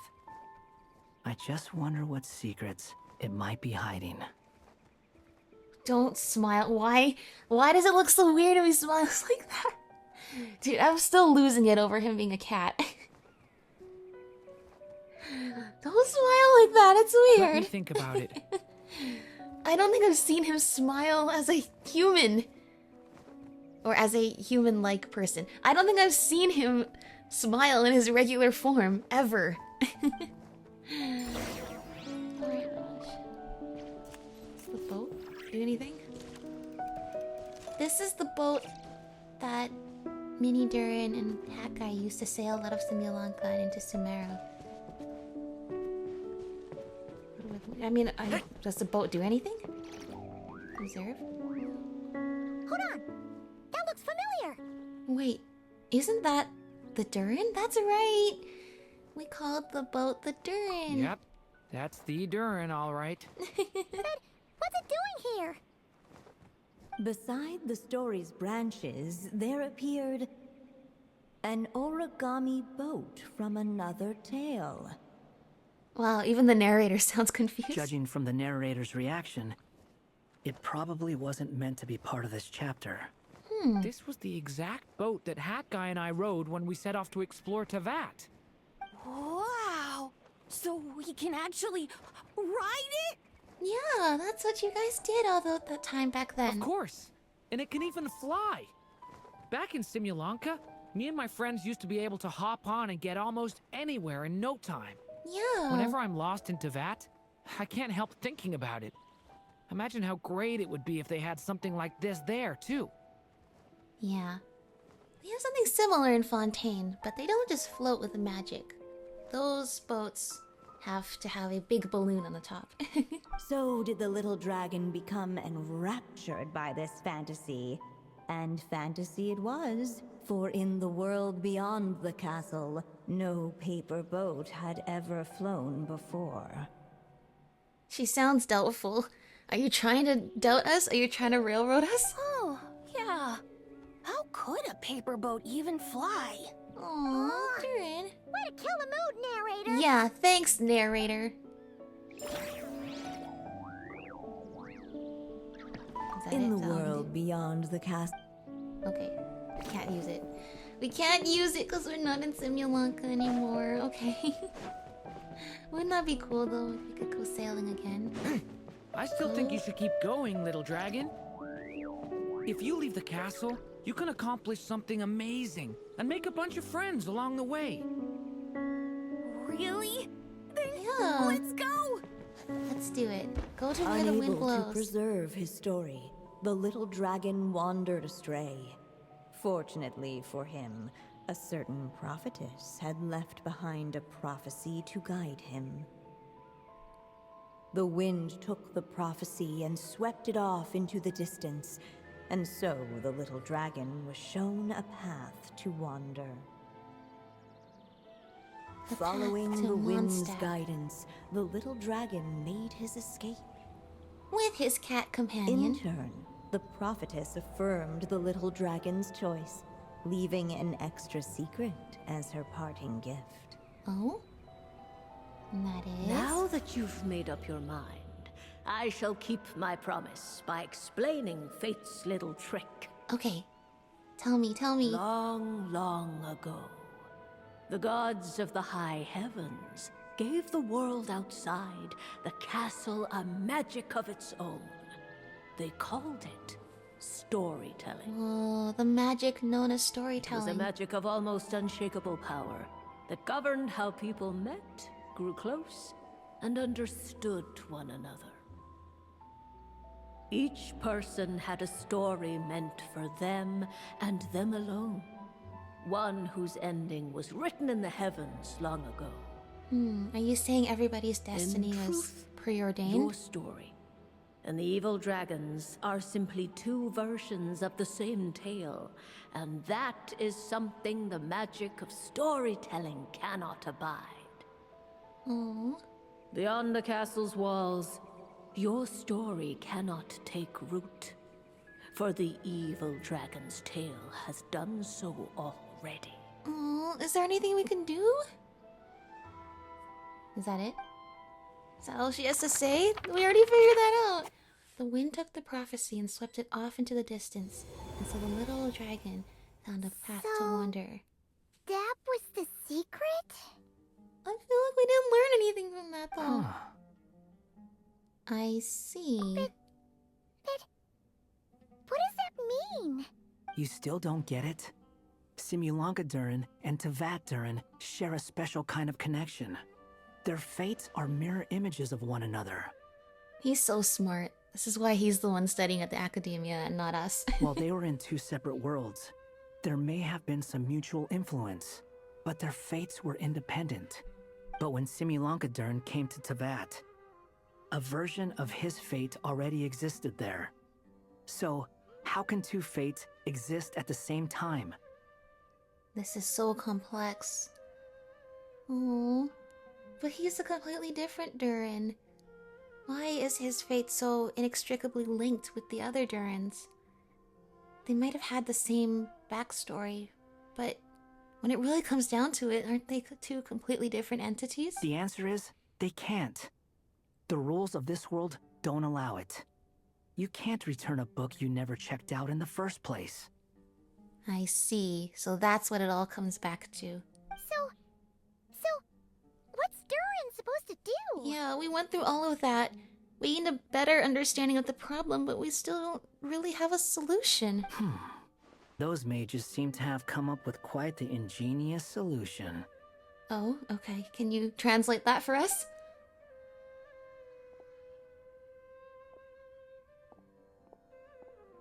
Yeah, what's I'm up? here to make a return. As I said, there's no record of Volume 5 of this series ever being checked out. Then just think of this Okay. as Volume 6. Based on what I know, the author was planning on publishing another volume anyway.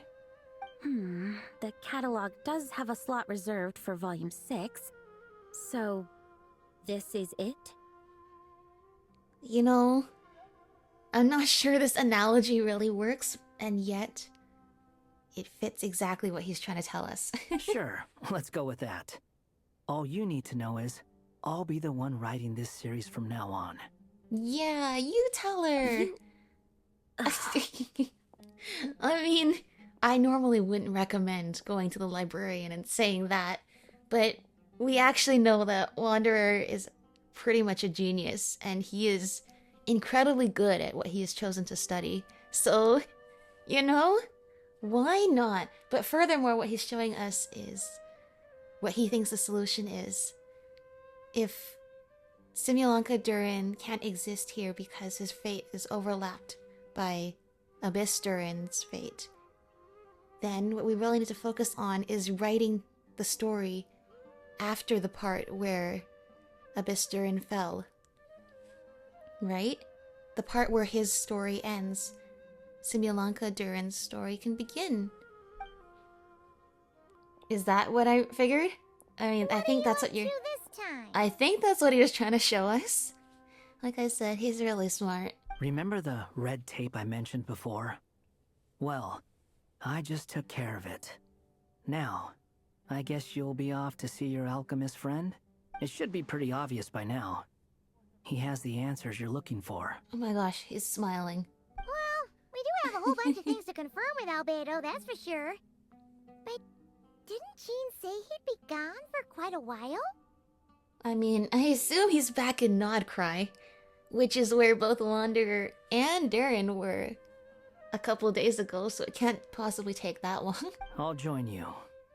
Just let me know when it's time to go. Thank you, Hat Guy. Thank you so much. Guy? Don't sound so surprised. I'm part of this story too, aren't I? I'm just playing my role. Oh, he's so soft talking yeah. to But it's Durin. not that. I just feel like you want to help, but something's holding you back. When I first realized you were being forgotten by the world, I thought it might be because you spent too much time with me. I even thought cutting our ties might be the only way to fix it. No, but Wanderer, you already dealt. The Irminsul thing is in the past. It's not. That doesn't make sense for somebody to be erased after that event just by being in your presence. AKA, there's no need to be self-deprecating about it. Why would you think that?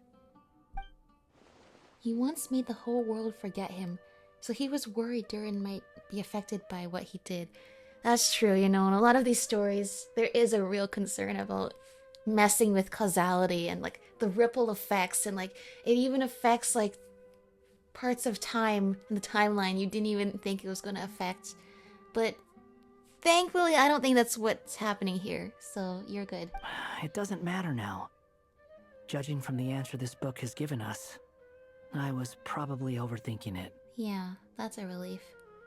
Make that definitely. Yeah, that's right. Anyway, we're in this together now. Just as well. With the ley lines rejecting him like this, the people who still remember him are his only remaining connection to this place.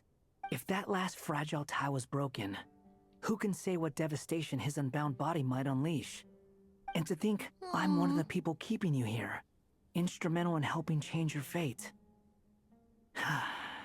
Can't say I saw it coming. I know, right? I know, right? Wanderer being part of Durin's story has just allowed for so much character growth.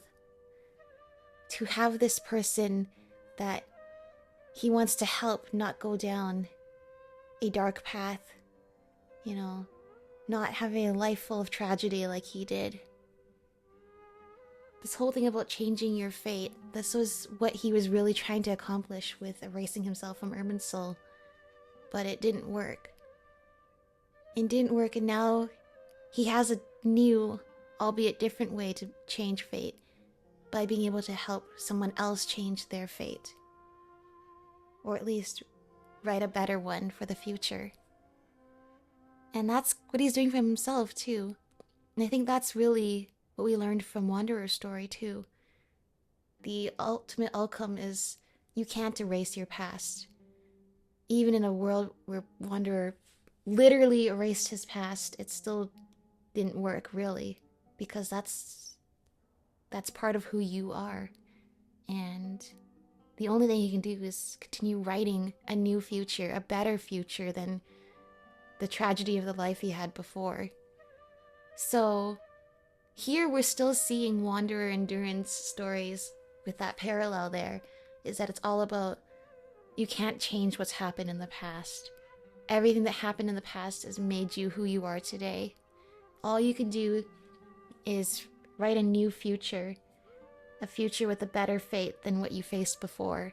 Because the future is all you have left if the past has already been written and can't be undone. Well, if it's good enough for Hat Guy, it's good enough for me. After all, he is about as odd as humans get. Yep. Excuse me?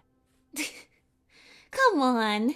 You know what we mean. With some people, even if you try asking a simple question, they'll always give you a complicated answer. And the more you ask, the more complicated it gets. Truth is, Hat Guy's just that kind of guy. Sometimes for sure, but he isn't always like that. Whatever.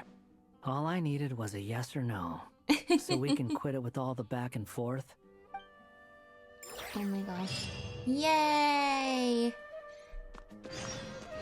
Just wanna wait for news from Albedo. Okay. Well, Albedo, you know, these two got back to where they needed to be pretty quick, so you better come back pretty quick too.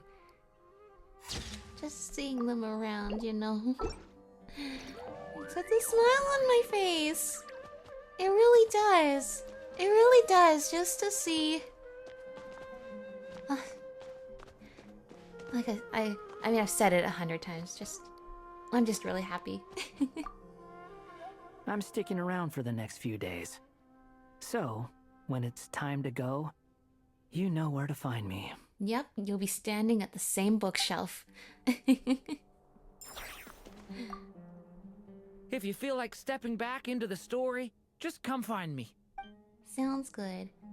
And also, since we're here too, I hope Wanderer is enjoying being able to study here. You know, like he spent so many years. You know, he's lived for so long, lived through so many important historical events. He's been a Fatui Harbinger. He's done a lot of things with his life, but the fact that he gets to study and be part of the Vahumana Darshan now, and all of that insight from all of those experiences, all of these years, helping him with his studies, which, by the way, it's not just the fact that he's lived this long and experienced so much. Like, he's actually very good at analyzing these events, because the Vahumana Darshan is basically like their social studies faculty, right? And he's really good at analyzing all of those past events and putting stuff together. So what I'm saying is I'm just happy he can actually put his skills and experiences to something that betters himself and the world, and that's something that's really fulfilling, because I don't really know if he had that before. In fact, I think that's a big part of what made his previous life so tragic. Now he can do something for himself and for the world, and put all of that experience to good use. It just also emphasizes the importance of, you know, the past is the past, but you can make something of that. Not by erasing it, but building over it. You know, that's still the foundation for whatever you have going forward. I think he's making good use of it. Is there anything we want to see in here today? Yeah, I think we saw the the boat, so I don't know if there's anything else left, but we do want to make sure we've covered everything. Hello, Dodoko. I don't think she has anything else to say. Can we go and check out what was in the dark path now with the withering? Let me see what was down here. I want to see what was down here. Oh, it's so dark and spooky.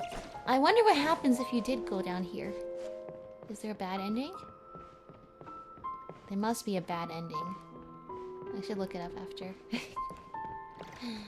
No, Durin, don't go down the path of darkness. Holding that power in check is hard. And it's not fair that you have to do it. But we're here to support you, so you don't have to do this alone. The boat! Anything else we can do here? No.